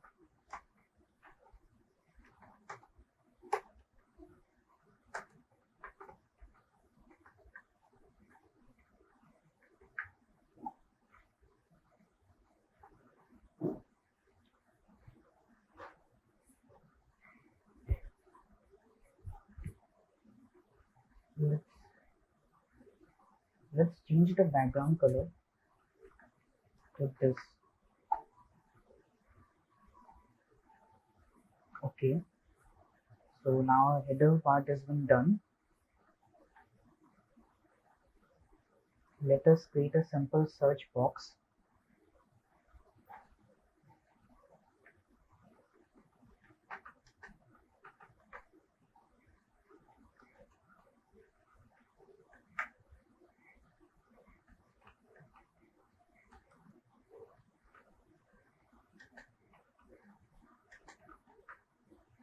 Here it will be our search box area.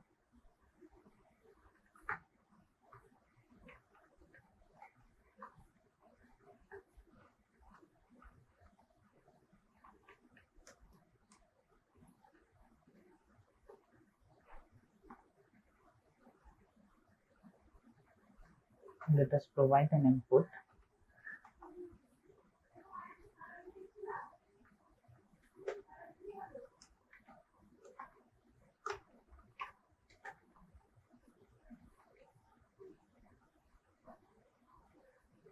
Now let us style it.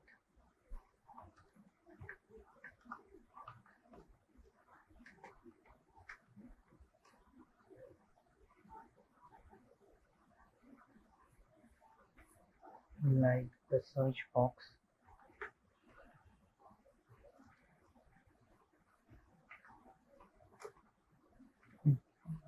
Display to flex, we need to make it as in center.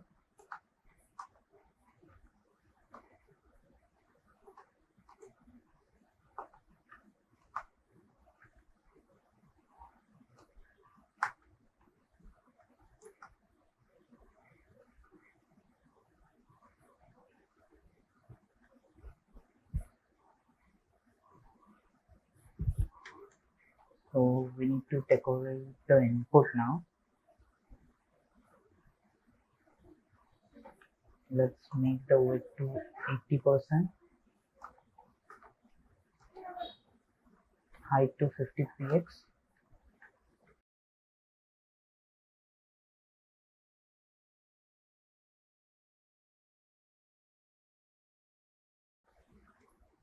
It will be similar to our login.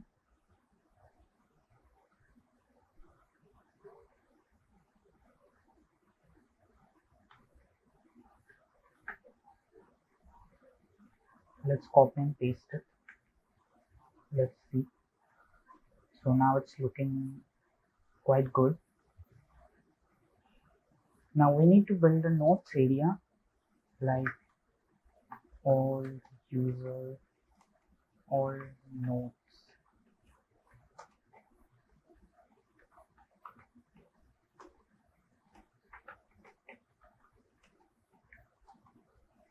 Here first we need to send the notes.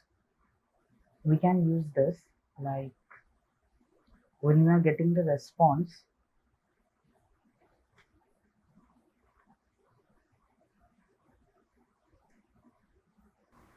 we can send like our data to, it's inside our response, so we can send response.documents, and we can also use our email, like email will be request.session.email. So that's okay. Now inside EJS we can use it like for loop. So this is the EJS tag. We use this tag inside for the notes that we are going to get.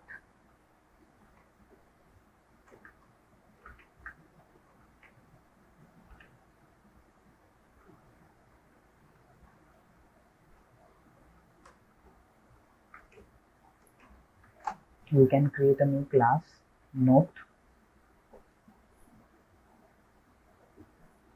Here we will add the title.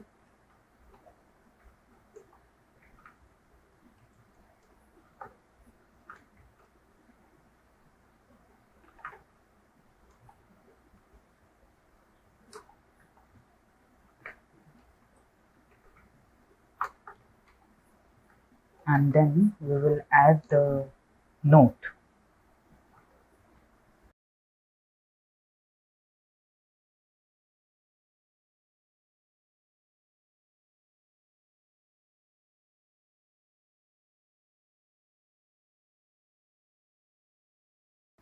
And now we need to close our for loop.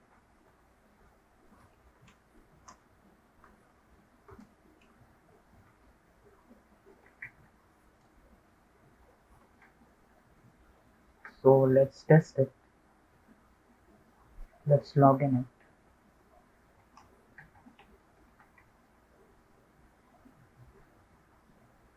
It's saying could not find matching closing tag.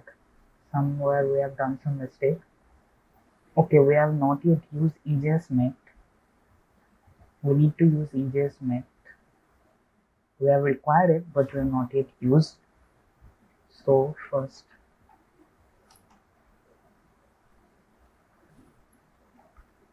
app.engine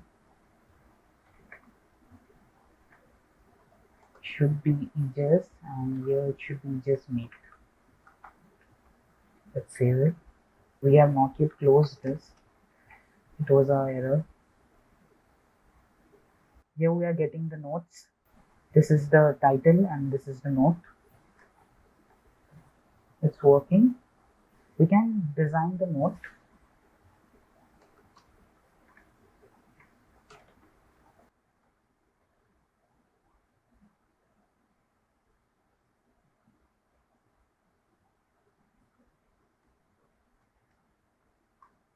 First, let us use grid, CSS grid for notes.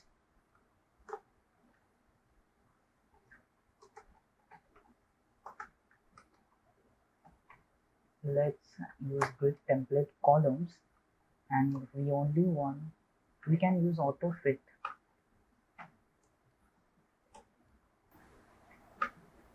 And here, let it be minimum of every column should have at least 350 pixels of one fractional unit. Let's also add a grid gap.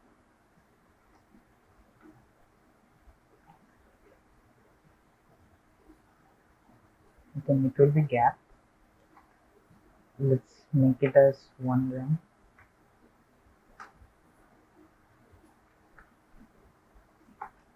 Padding to 1 rem. 1 rem means 8 pixels.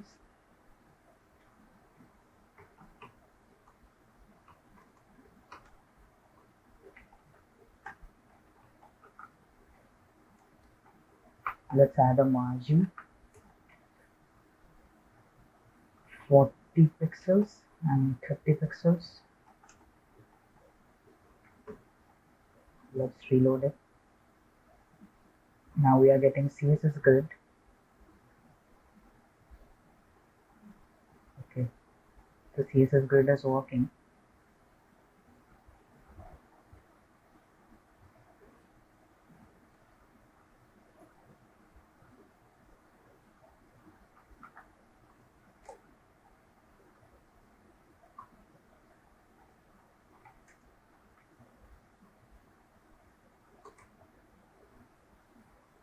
Let's add a background color, like the yellow color will be there. Let's give it the padding 20 pixels and width will be 300 pixels. It will also have a color. Let's give it a box shadow.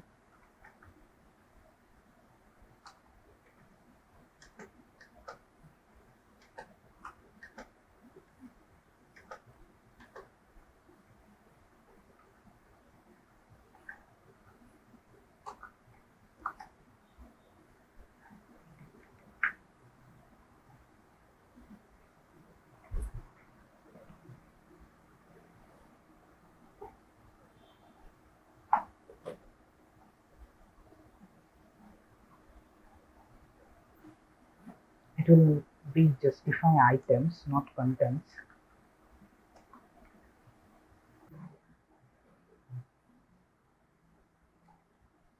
Let's make it little bit tilted.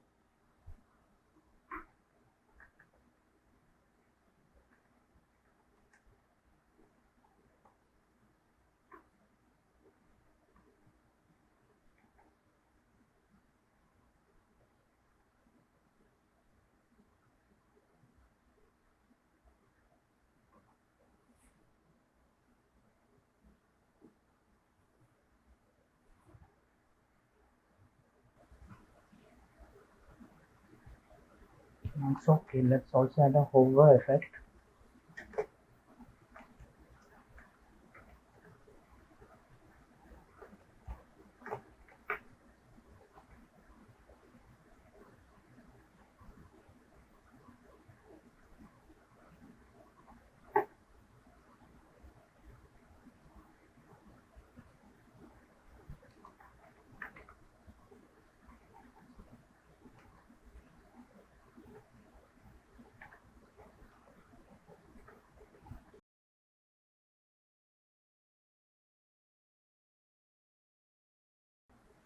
let's add a transform.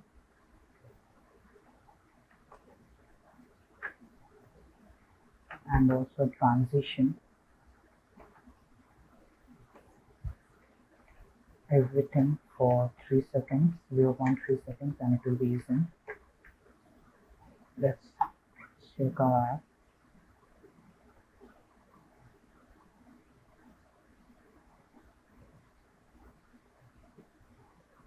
Okay, so let's go.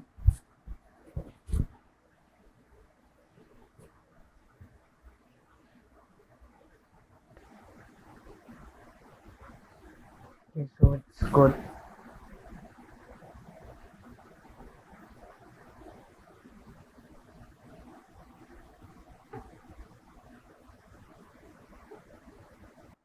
Now what we can do, let us add a create button.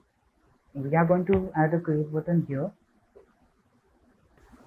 Let us create a floating action.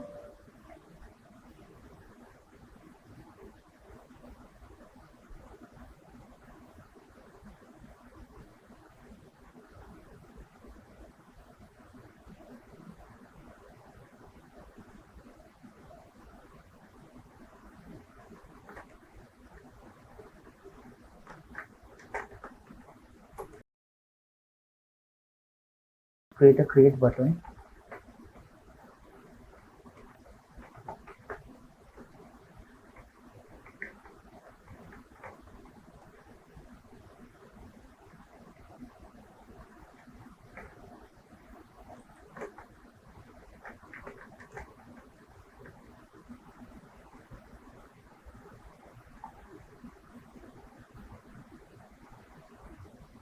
Now let us add styles to the button.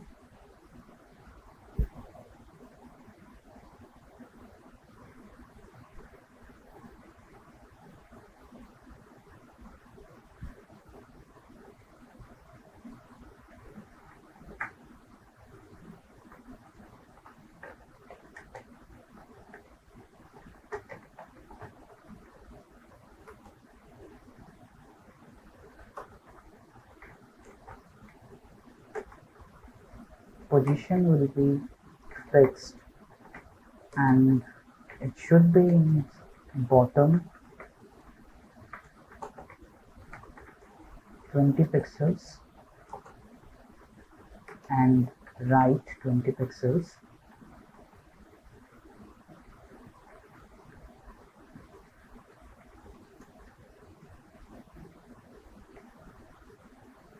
Let it be flex.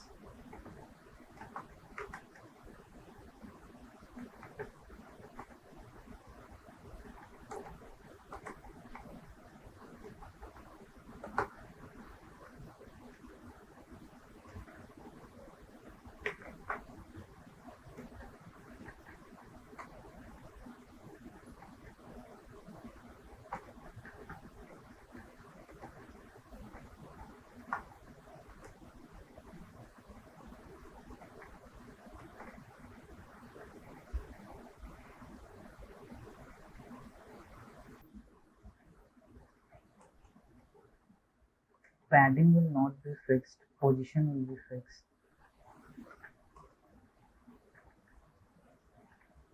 And padding will be, let it be 10 and 20 pixels.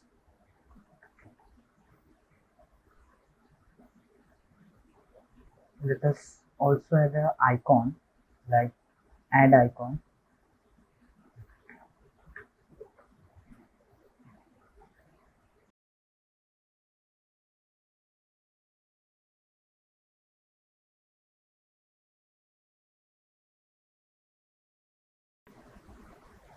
Let's design the icon.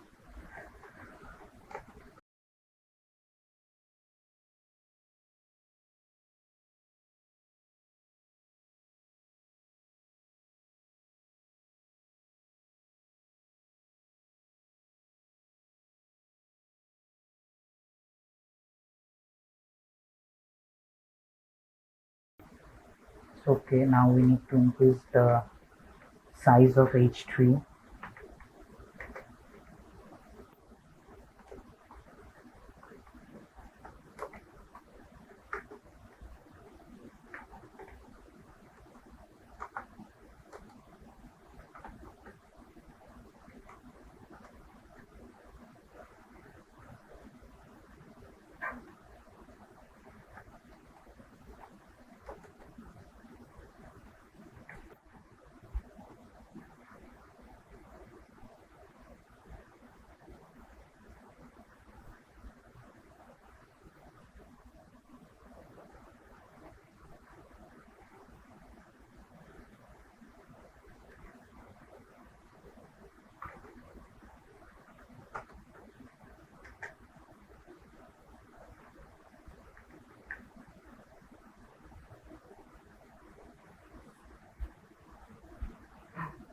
Okay, now we have also created the create button, and in our logout we forget to mention that cursor is equal to pointer.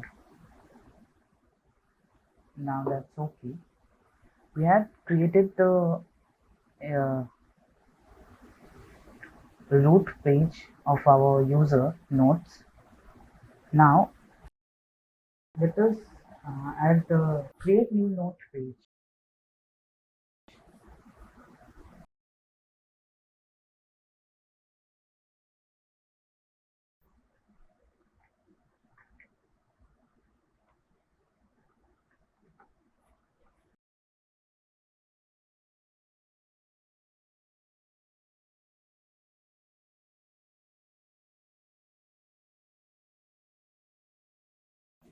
Let us copy the section from index.ejs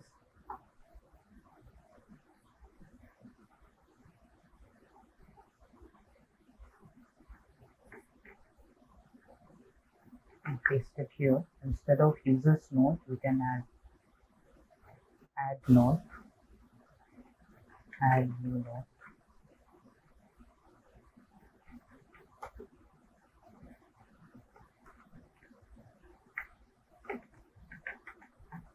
And here we are going to build a form section.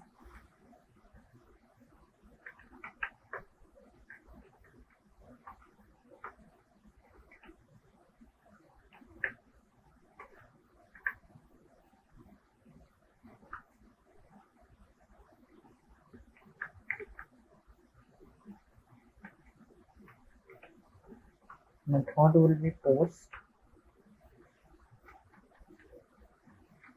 h2, let it be title.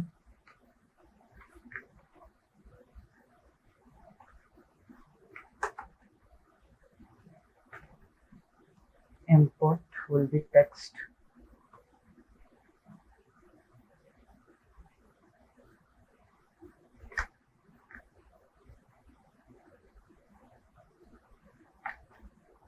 Placeholder will be title.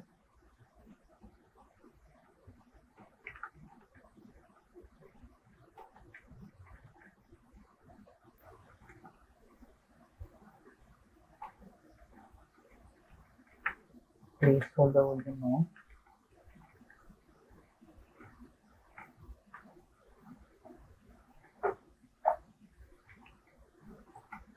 Let us also add an h2 as node, and then we should have the submit button.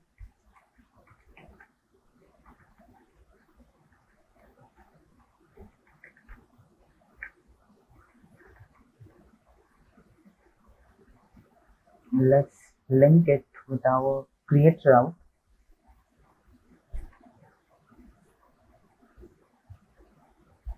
When we send a get request to create route,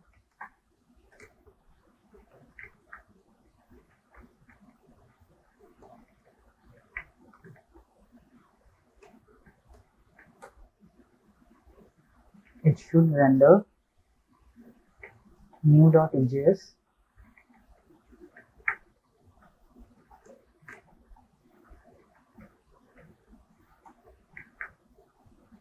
Now let us go to create.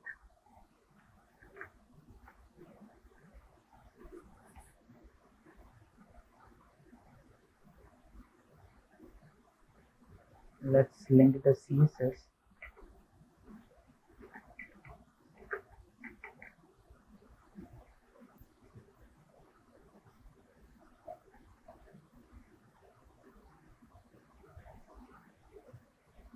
So that's okay. Now we need to design the new part.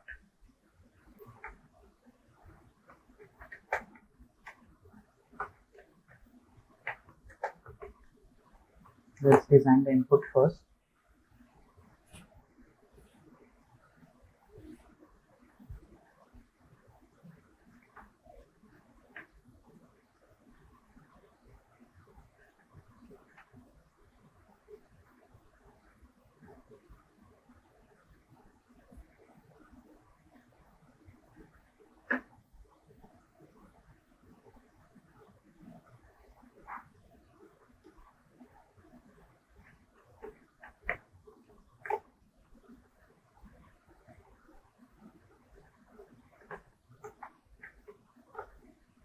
Let's make the width to 80% and give a padding of 30%, 30 pixels.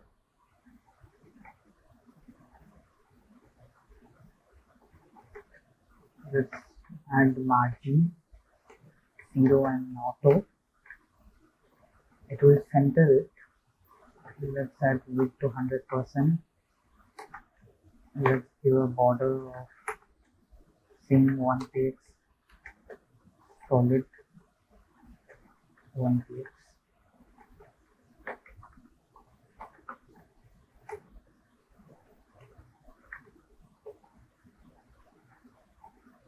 npx and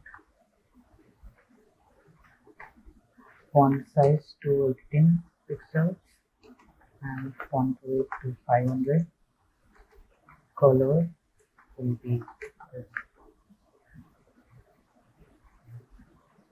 Okay, so it's fine.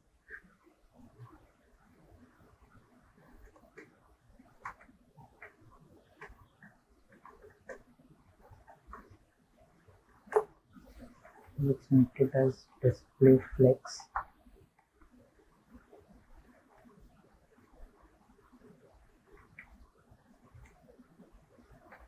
Justify content to center and align items to start. Okay, we need to add the flex direction to column.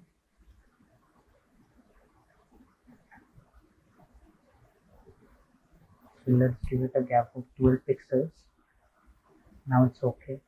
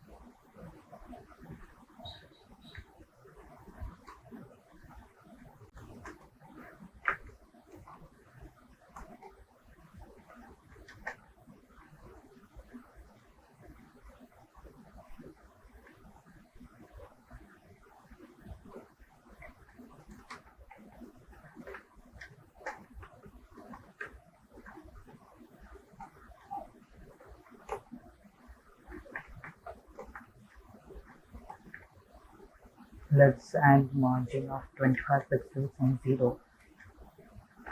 Font size to 20. Occupy the full area, add width to 100%. Provide a background color.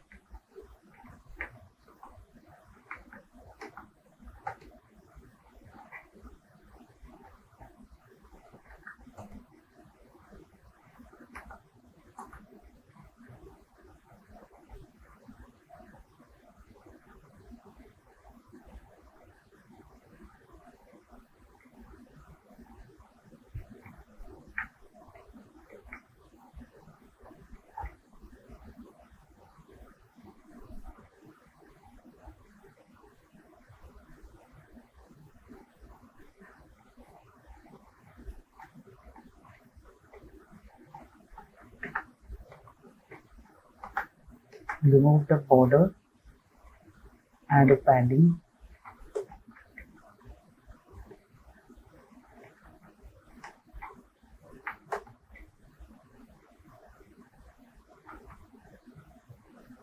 Add a transition like to all or 0.5 reason.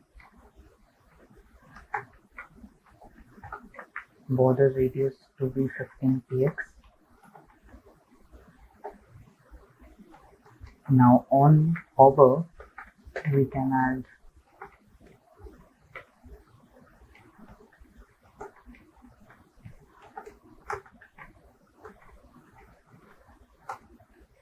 let's see.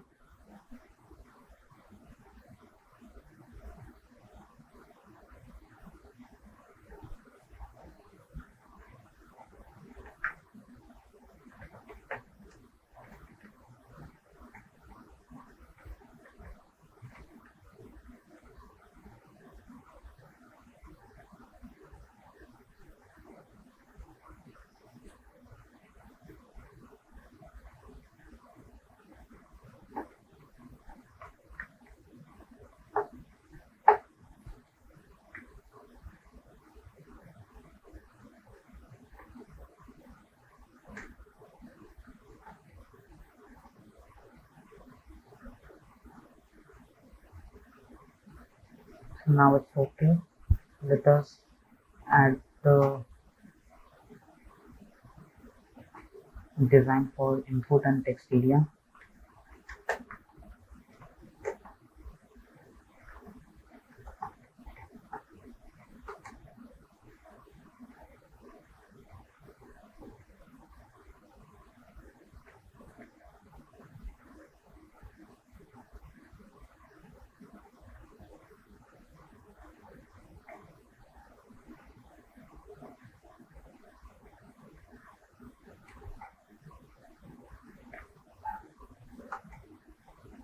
Let us also add a padding inside.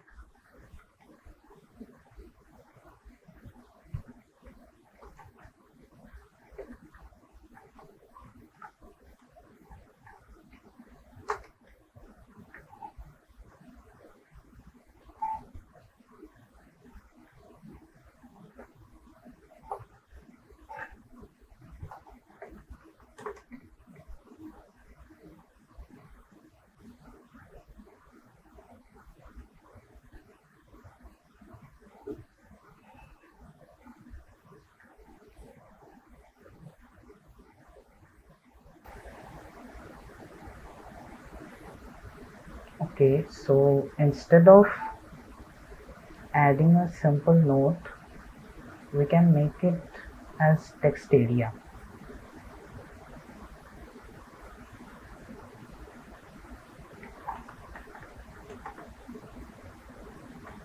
Name will be note, ID will be note.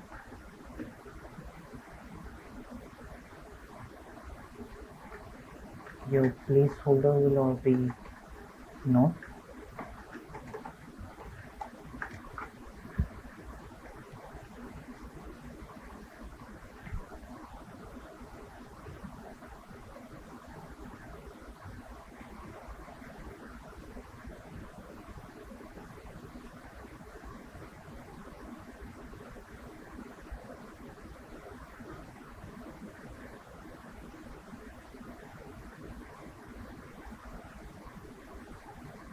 Apply the same style to the text area.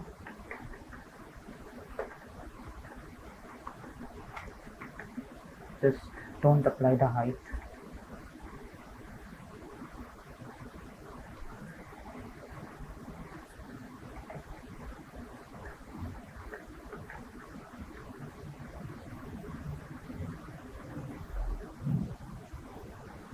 So it's okay now.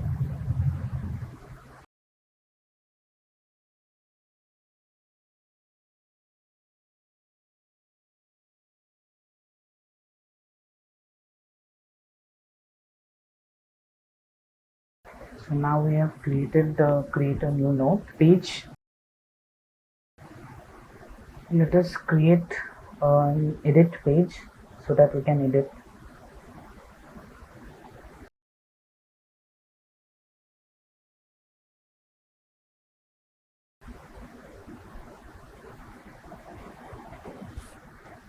Let us use app.get edit ID.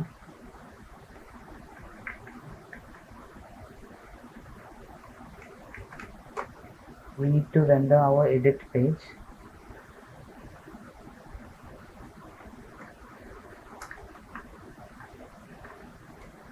Now edit page will be similar to the add page.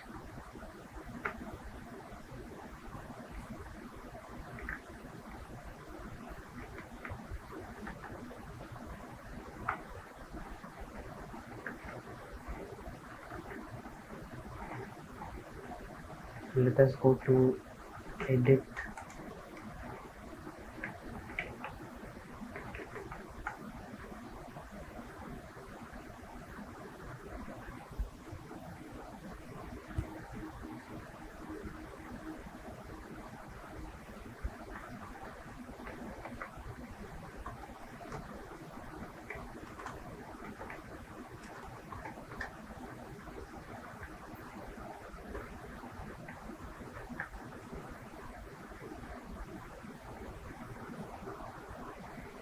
Now it's okay. Now Now the CSS that we want, we should go one step back. Okay.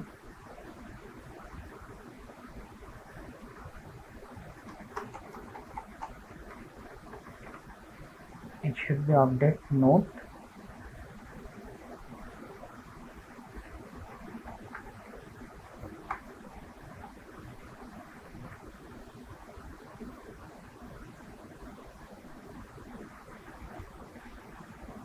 Instead of create, it will be like update,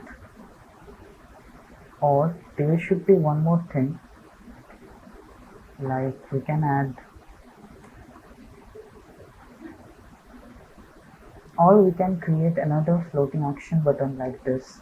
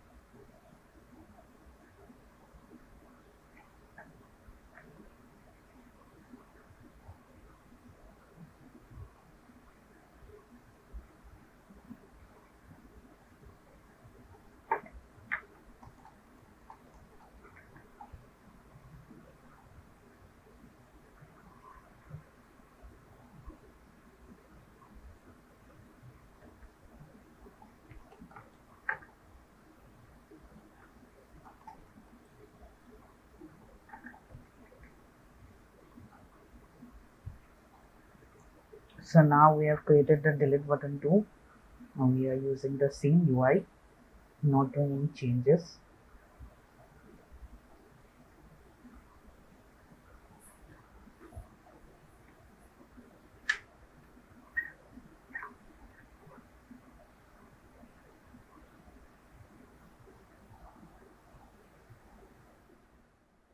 So now we have almost created the UI for everything. Now it's time to build all the functionalities.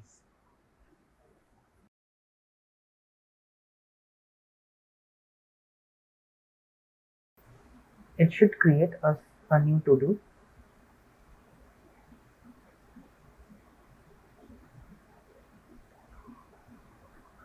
But before creating, we should verify the user. So let's add verify user middleware.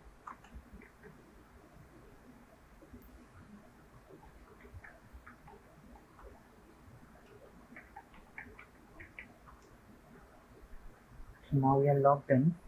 Let us create a new note. Let's add a functionality like when the user press on create note, he or she should be redirected to the create note page.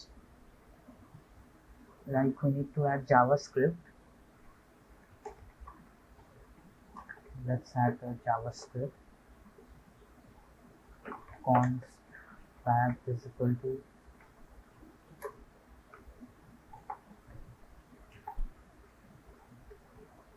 here it will be our dot fab. We need to add a event listener. When it's clicked, we can change the window location.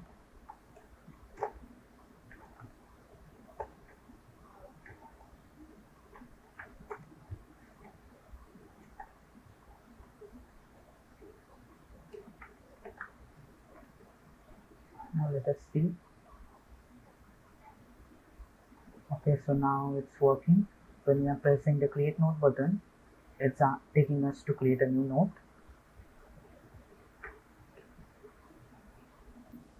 We are only passing that the document has been created. Let's test it. Like this is new dot.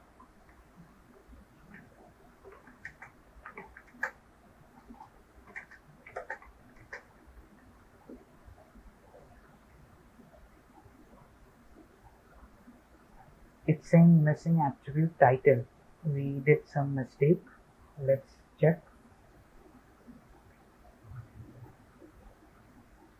We have not provided the name. Like name should be title, and here name should be note. Okay.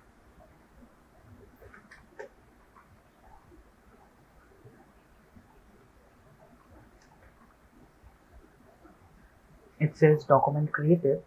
It means now when we go to the site, we are getting a new note.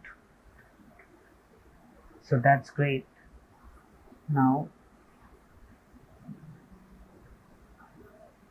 what we can do, when the user press this button, the user should be redirected to the edit page where he can edit the note. Inside index.ejs, what we are doing, we are adding an anchor tag. Here we are adding an anchor tag, and it should take us to it was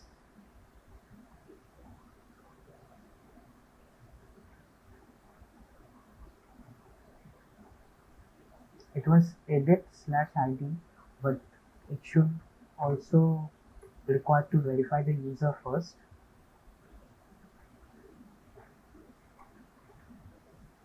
Here also it should verify the user first.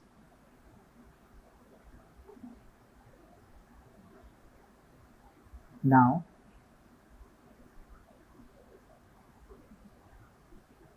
inside anchor tag we should send edit, and then we should send to the document ID. It should be document ID stored inside data I dot, and here it will be $ID will be the document ID. We are receiving ID from here. Instead of receiving title note from request.body, we can do one thing. We can accept, like, first we can send ID inside our params,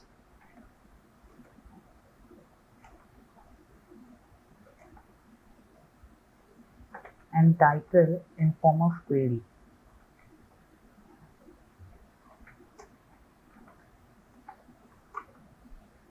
Note will also be in form of query.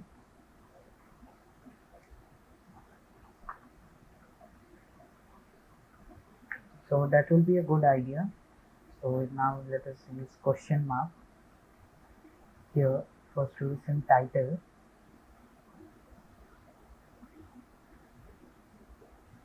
it should be the data.title, this one,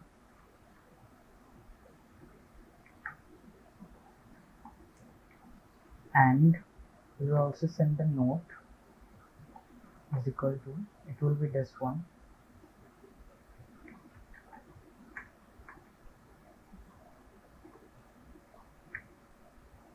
So here was the anchor tag opening,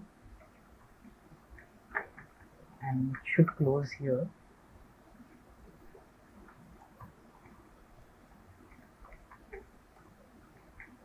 So now let's reload.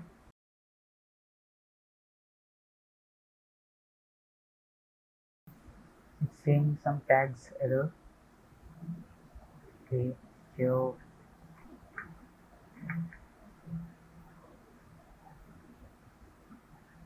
we have, but we are getting some underlines.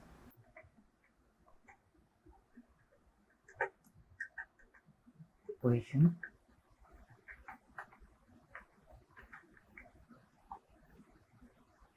Okay, so now all are gone. That's a great idea. Let's press it. Okay, so now we are going to the document ID, and here is the title. Here is the note.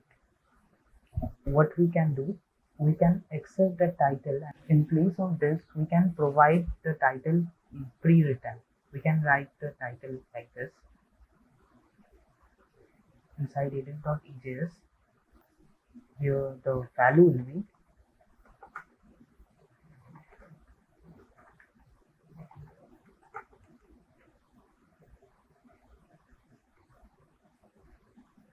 here, it will be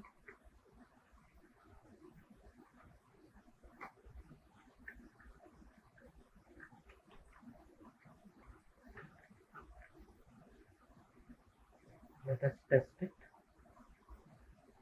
Okay, the title value is not coming. I think we have done something wrong. We have not provided is equal to. Let's test it. Okay, so now it's working. Let us update.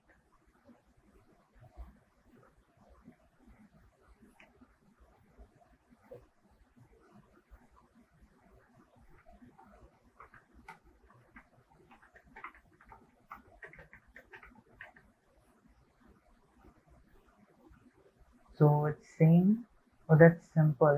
We have copied it from new.ejs, so we have not changed it. We have not provided name. Name will be title.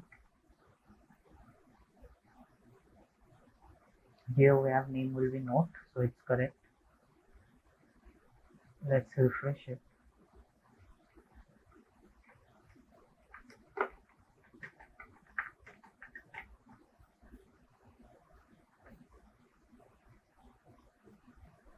Still we are getting an error. We have not saved it. Let's try it again.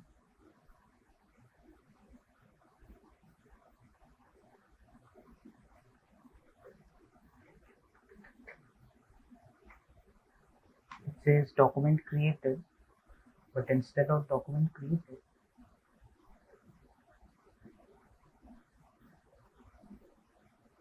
okay, so it's saying all are good. We are creating a document, but here we should not create a new document. We did it wrong. We did it wrong because we send a post request to create. It should not be a post request to create. It should be to update. And here we should provide our ID.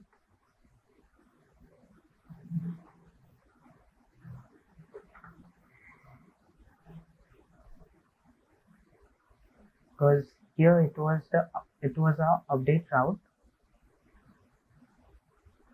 You see, here it was our edit, and then it was our ID. So it will be edit ID, and then it was a put method. So we cannot use put method from a form. We need to override it.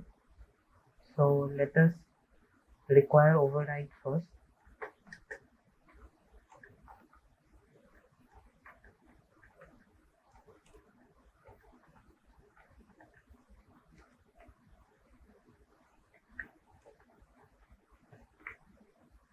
Method override.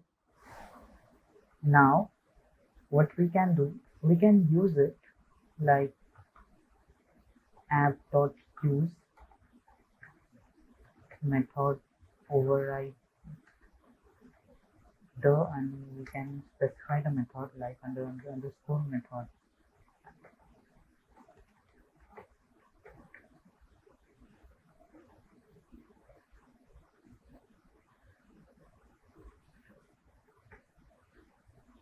Now here we need to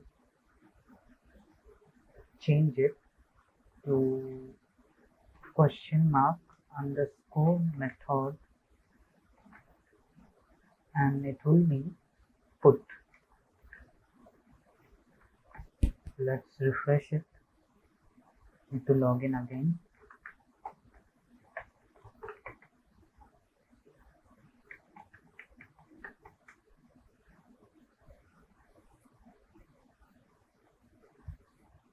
Let's update it like some cats are good.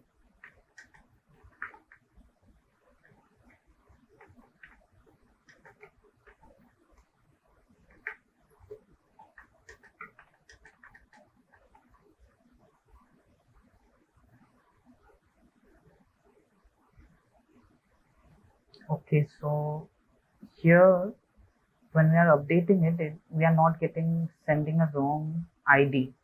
So let's check what's the problem.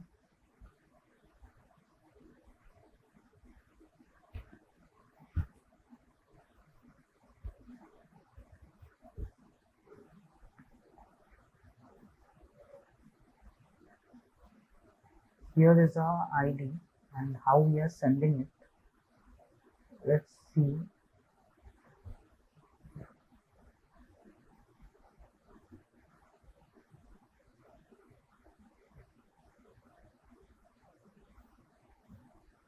We are sending our ID and it should be, we have not yet provided the percentage symbol here, so it's not working.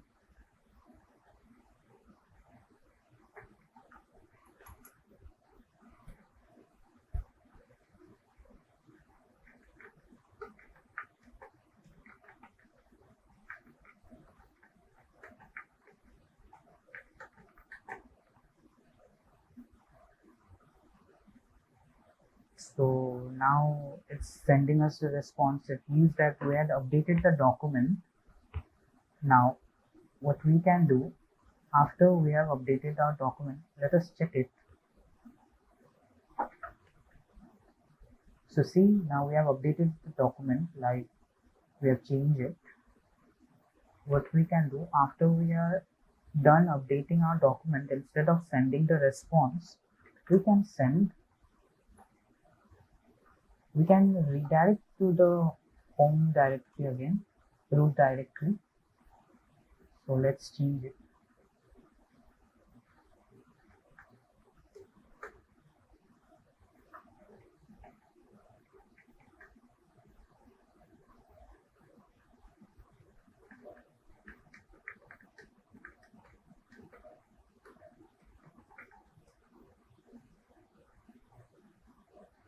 Now see that we have updated the note and it's working perfectly.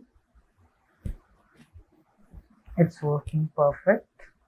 Now let us create some more dummy notes. We have not yet used the delete method. Let us try. I think that the delete method will not work. In our delete method, here, it should be a form and it should give an action to delete. Here we are expecting the ID.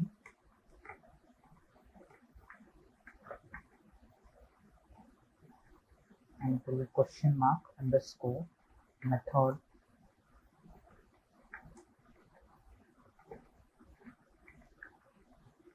is equal to delete.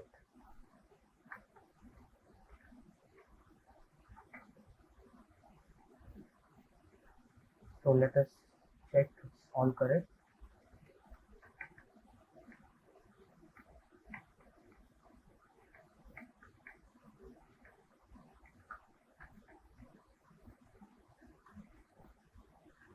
Let's make the button type to submit.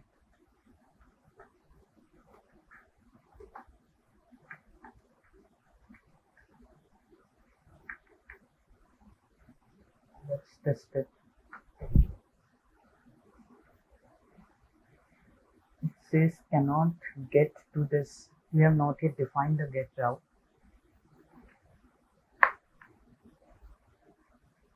We don't need the get route. We need to use that method is equal to post. We need to send the post request and they're overriding it to delete method. Let's check now. Let's delete this test note. So it says message this empty. It means our document has been deleted. Let's go to our root directory. See, the document got deleted. Instead of sending the message, we can simply redirect to the home page.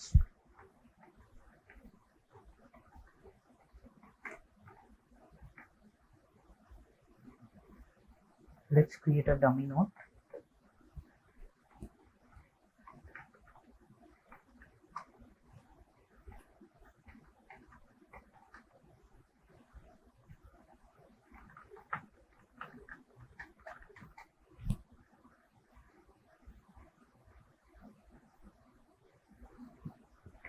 After our document creation is done, we also need to send it to the root directory instead of sending document created.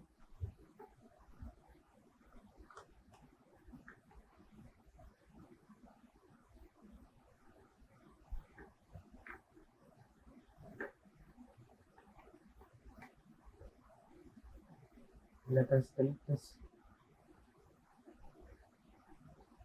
So our app is now working. Now we need to implement the search feature.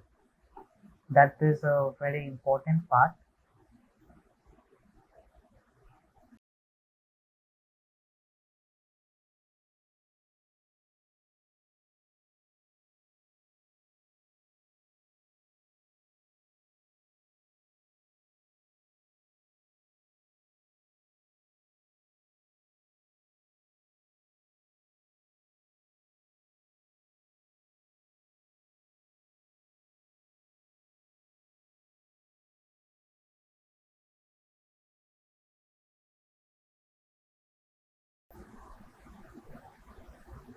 So now we have created some notes. It's like we have created 11 notes. Now we are going to add the search feature.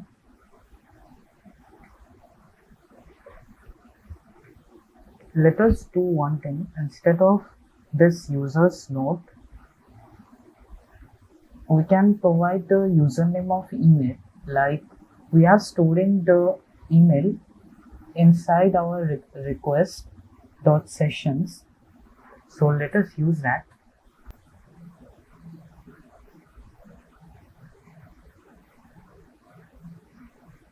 Here we are sending our index and our data. Here we are also sending our email. So we can use our email like this. Instead of user's note, we can do one thing, like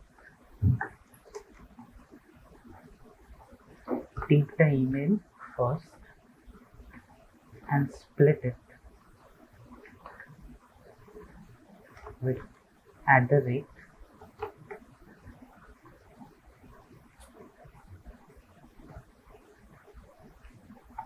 first letter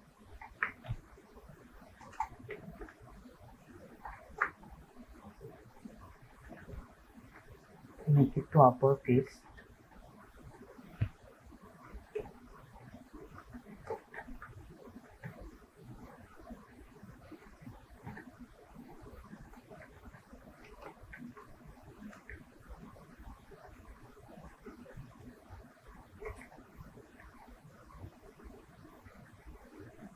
and then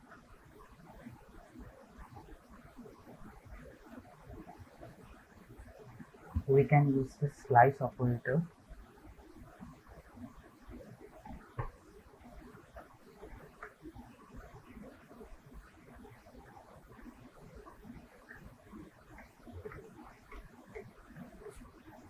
Let's check. So something is not right. First we are getting the email. From there we are getting the first splitted string. There we are taking the first character, converting it to uppercase. Then we are again splitting the email, and then we are performing slice. You have missed the dot. Let's run it. Okay, so now it says catch note. Now our notes app is almost ready. We need to add the search feature. So now let us use the logout part. We have not yet set up the logout part. We just need to simply add JavaScript.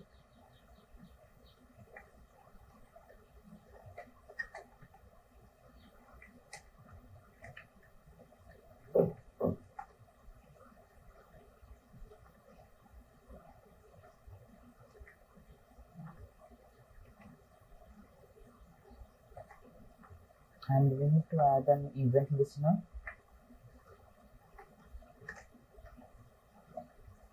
On create, we are going to send the user to logout route.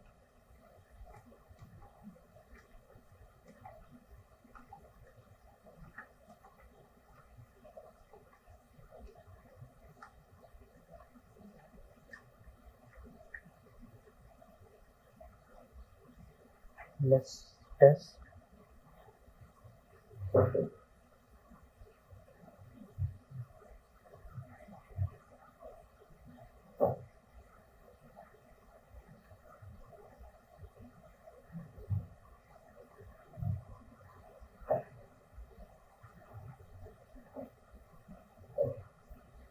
Okay, inside logout we are only destroying this session, but we can also redirect it to the login page.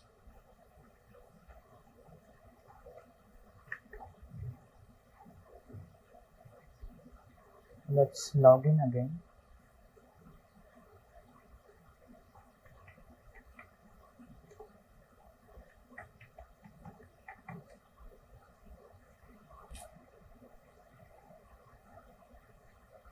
So now it's working.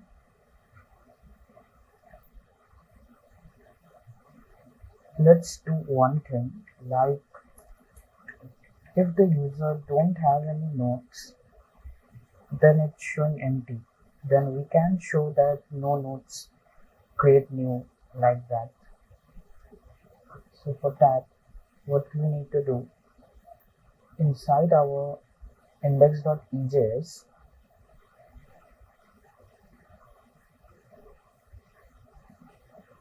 we can check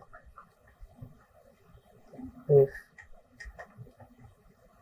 the data that we are receiving has a length of 0,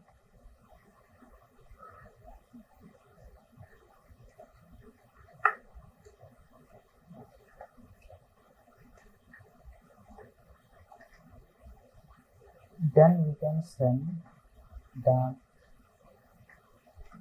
no notes.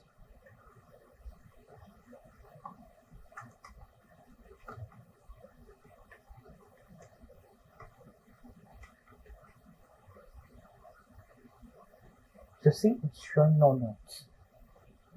If we want, we can also change the font and let's use some styles.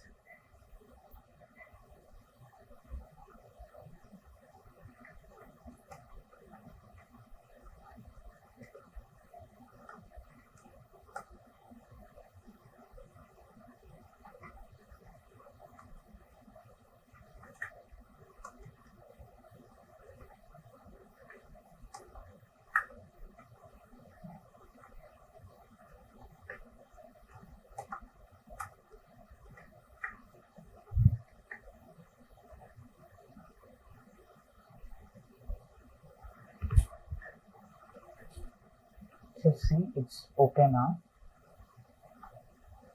Now our logout is working, but we are not applying logout in every pages. Let us just copy the logout script and paste it in edit.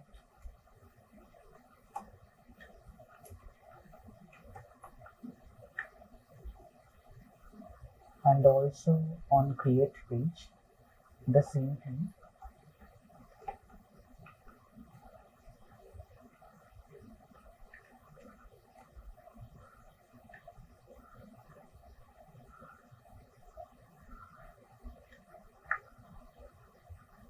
Now let us create a new node. So if we press logout, then we are logged out. So it's working. Now let us add the search feature. We had already created the search API. We can search by passing our query. So let us implement in our root directory.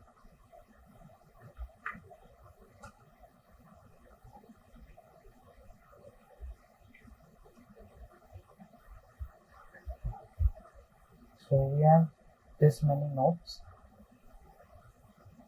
Now we need to add the search feature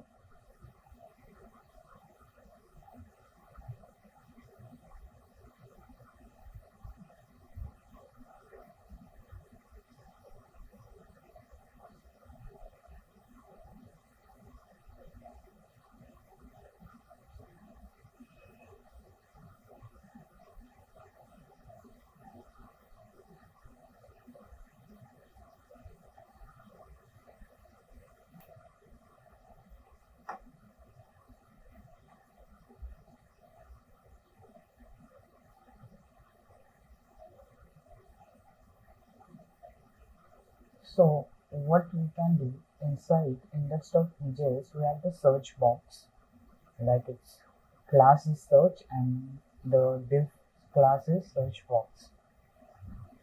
We need to add some JavaScript.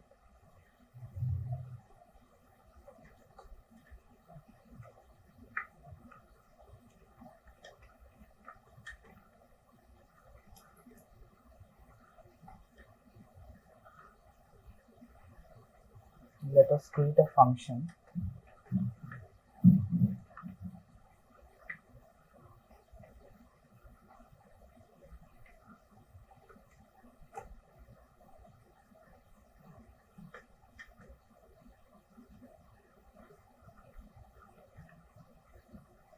Let us create a new variable, search document, and it should be the note class dot notes class.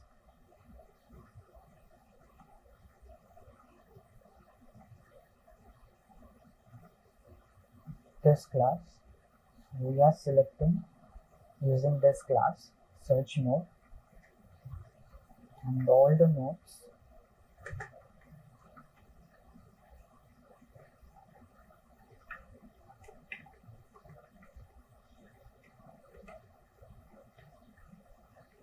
we are also selecting all the available nodes, and while we are searching, we want that the search results should get displayed, and we don't want the other nodes to be displayed. So for that reason, we can make all nodes display to hidden. So just for all of the nodes, for each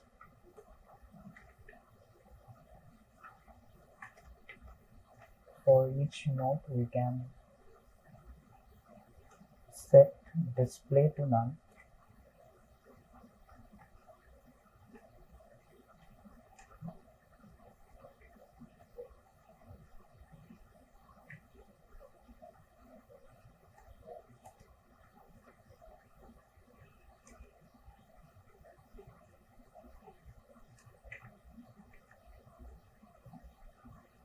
Okay.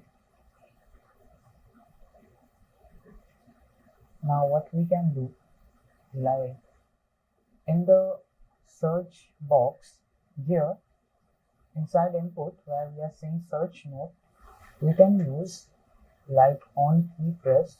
When any key is been pressed, we should call this function like search results.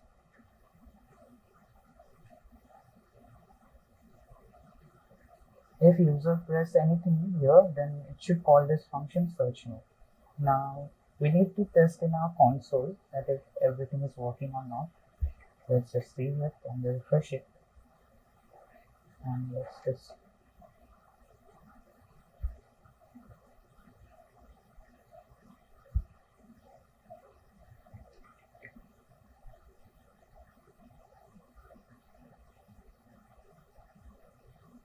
it says the all not dot for each is not a function. We did some mistake. Okay, this will be query selector all, because we need to select all the classes of .NET. Now let's check it. So we don't have any error. Now let us just, okay, so it's working. When we are typing something inside search box, all our previous notes are getting hidden. So first part is done. Now let us make a query, like create a variable query q document.query selector, and it should be our input.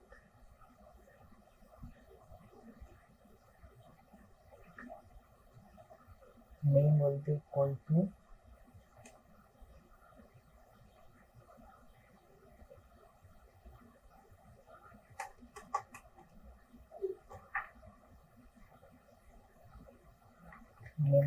to Pete.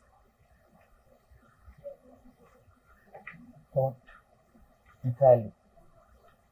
What we are doing here, we are just copying the value of q inside the q variable.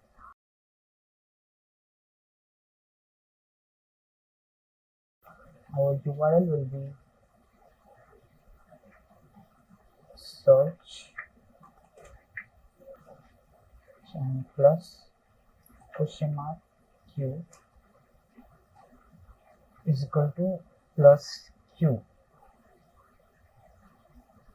This was our URL. Now we need to fetch the data, like when we are sending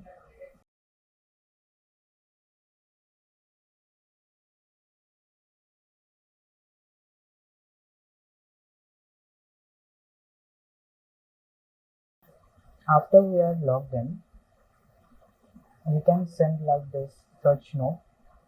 We are getting notes, like we are passing search question mark q is equal to note. This is the query part where we are sending in request.query. So here also we are doing the same part. Now we need to fetch our URL. Let's use it.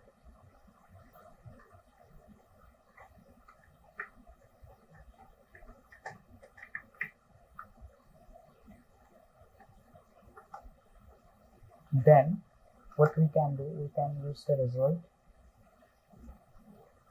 make it to res.json,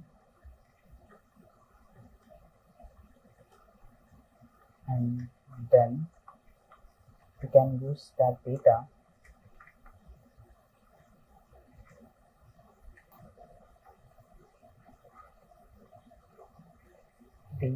but for each node we need to create new nodes. Now we need to apply all those HTML that we have used. First we need to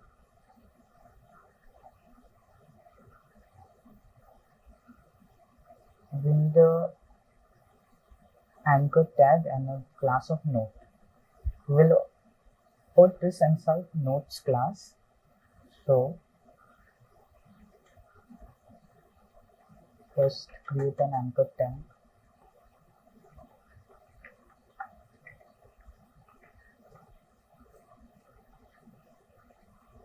then we need to send the href to the site that was this.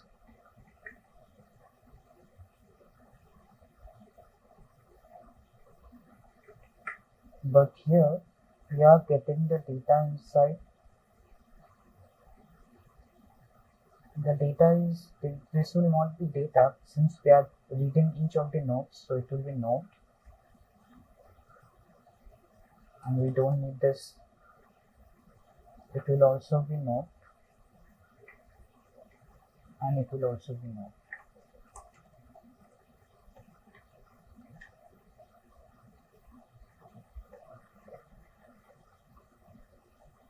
Now what we need is to create a dev element and give it a class list of node.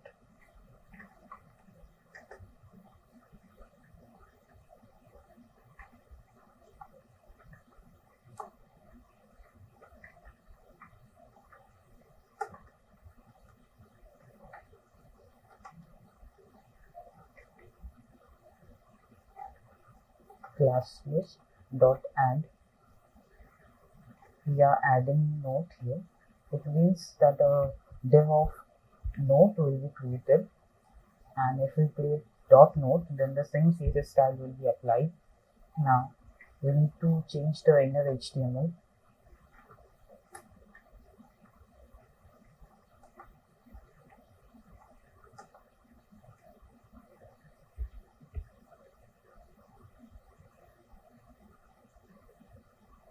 First here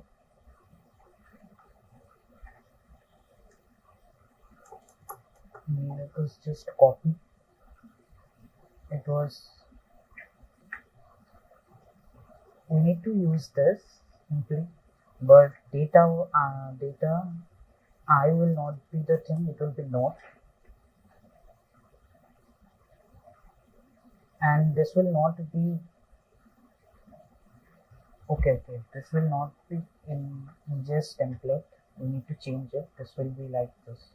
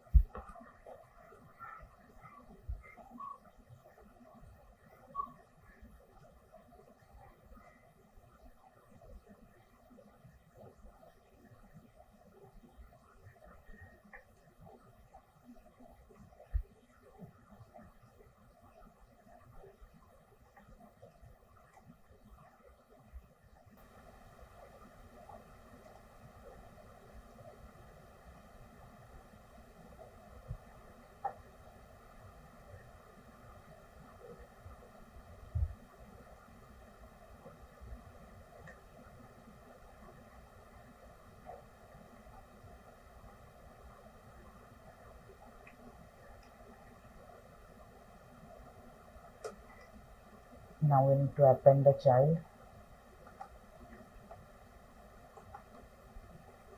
Div inside the anchor tag, and then inside search node we need to append the child again. We need to append the child anchor tag. Now I hope that everything should work, but let me just check it.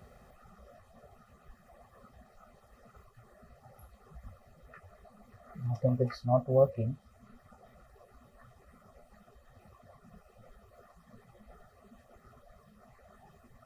It is saying cannot read properties of null. So we did some mistake.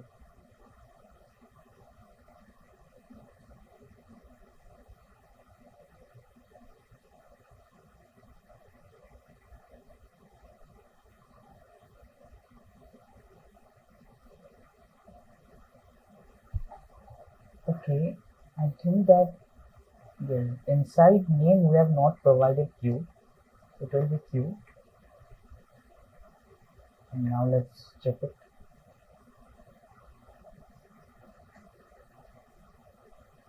It's saying failed to create an element dot div is not a valid tag. So create element dot div will be not there, it will be div.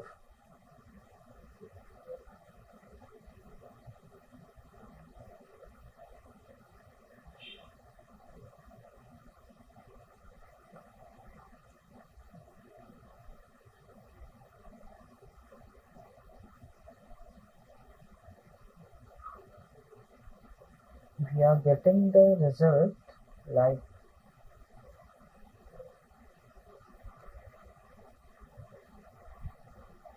let us just console.log it, because we will not be able to understand what it's coming.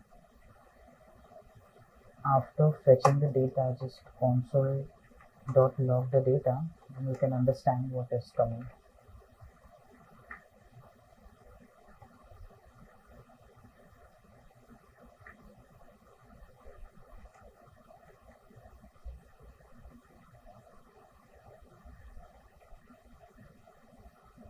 So here all the 11 elements are coming. Now if we change it to, then 15 elements are coming.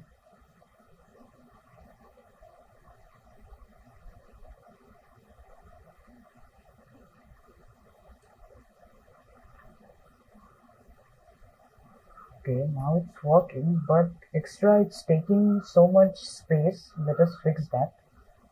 Why it's taking so much space? So it's creating so many of these columns, extra columns. We don't need these columns while searching. So what we can do,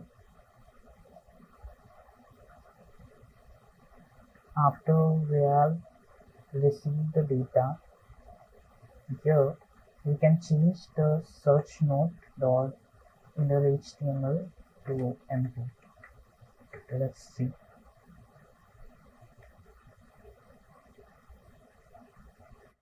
Okay, so now it's working fine.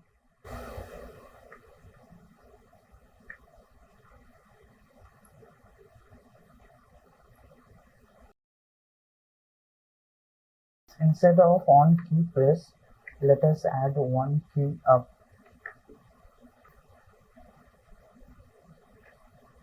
Now let's check it. Okay, so now it's working perfectly as we want.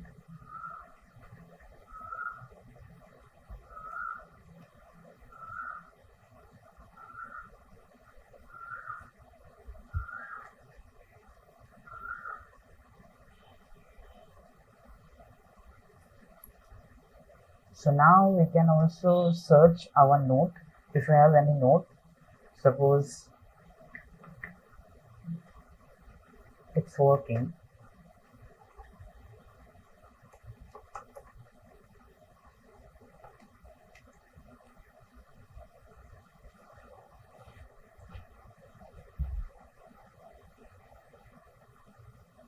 So now we have successfully built our Notes app where we can create new note, where we can edit our note.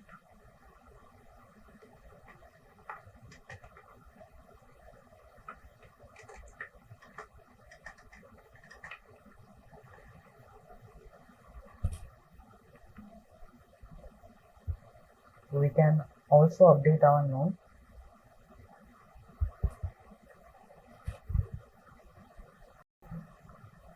and even we can delete our node.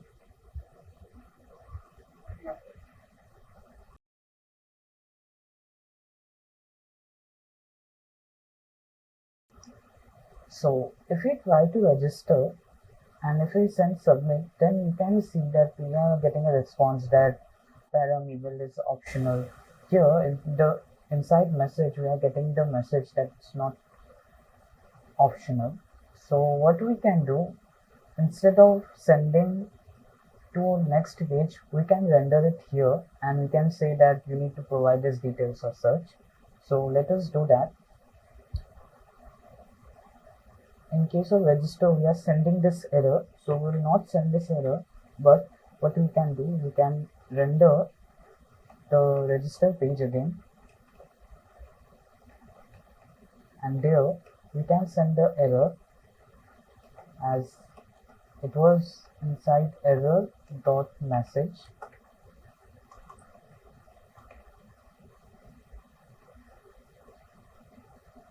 Now if we also render register, we need to send no error, otherwise it will give an error.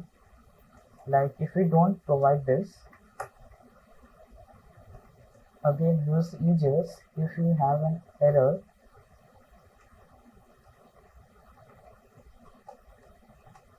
then we should display the error.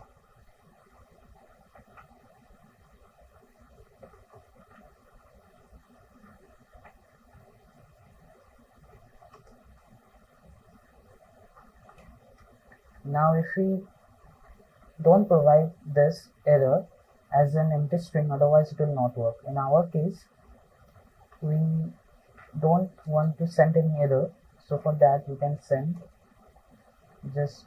nothing. So now it's okay. Now let's just submit. It's saying param email is not optional, so it's working. But what we can do, just add a styling inside our styles.css. So inside, it was inside our auth, and inside form we have an h3 that will be background color, make it red.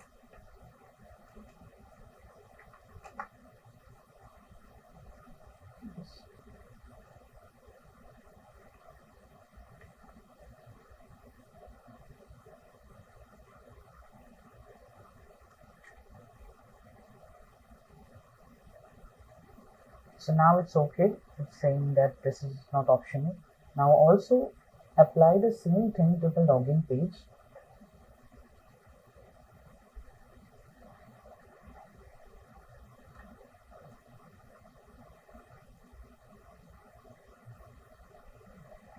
Let's go to app.js first.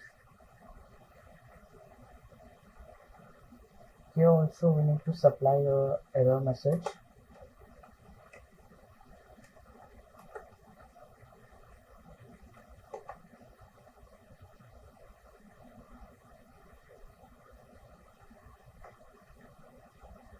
Here we don't need to send any message, but here when we are getting an error, instead of sending it, we can send it inside login page.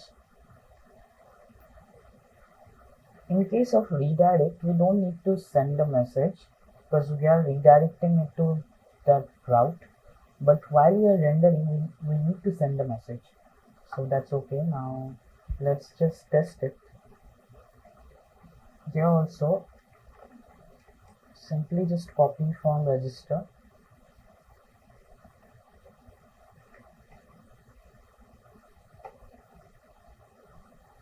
Let's test it. Okay, so it's working. Let us test with a wrong password. Okay, let us create an account.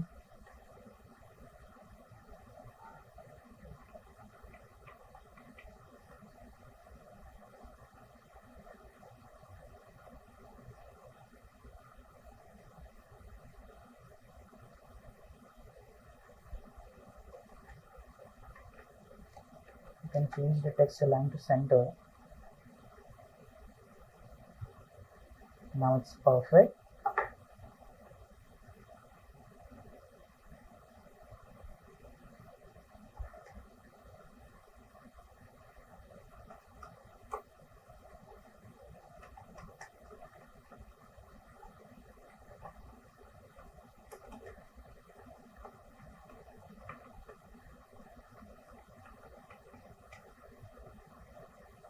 It's saying invalid password must be 8 characters. So it's fixing all those errors. Now we have successfully built our Notes app. So that's all. We have successfully completed our Notes application. We can find a search. We can search for notes if we have multiple notes. So that's all.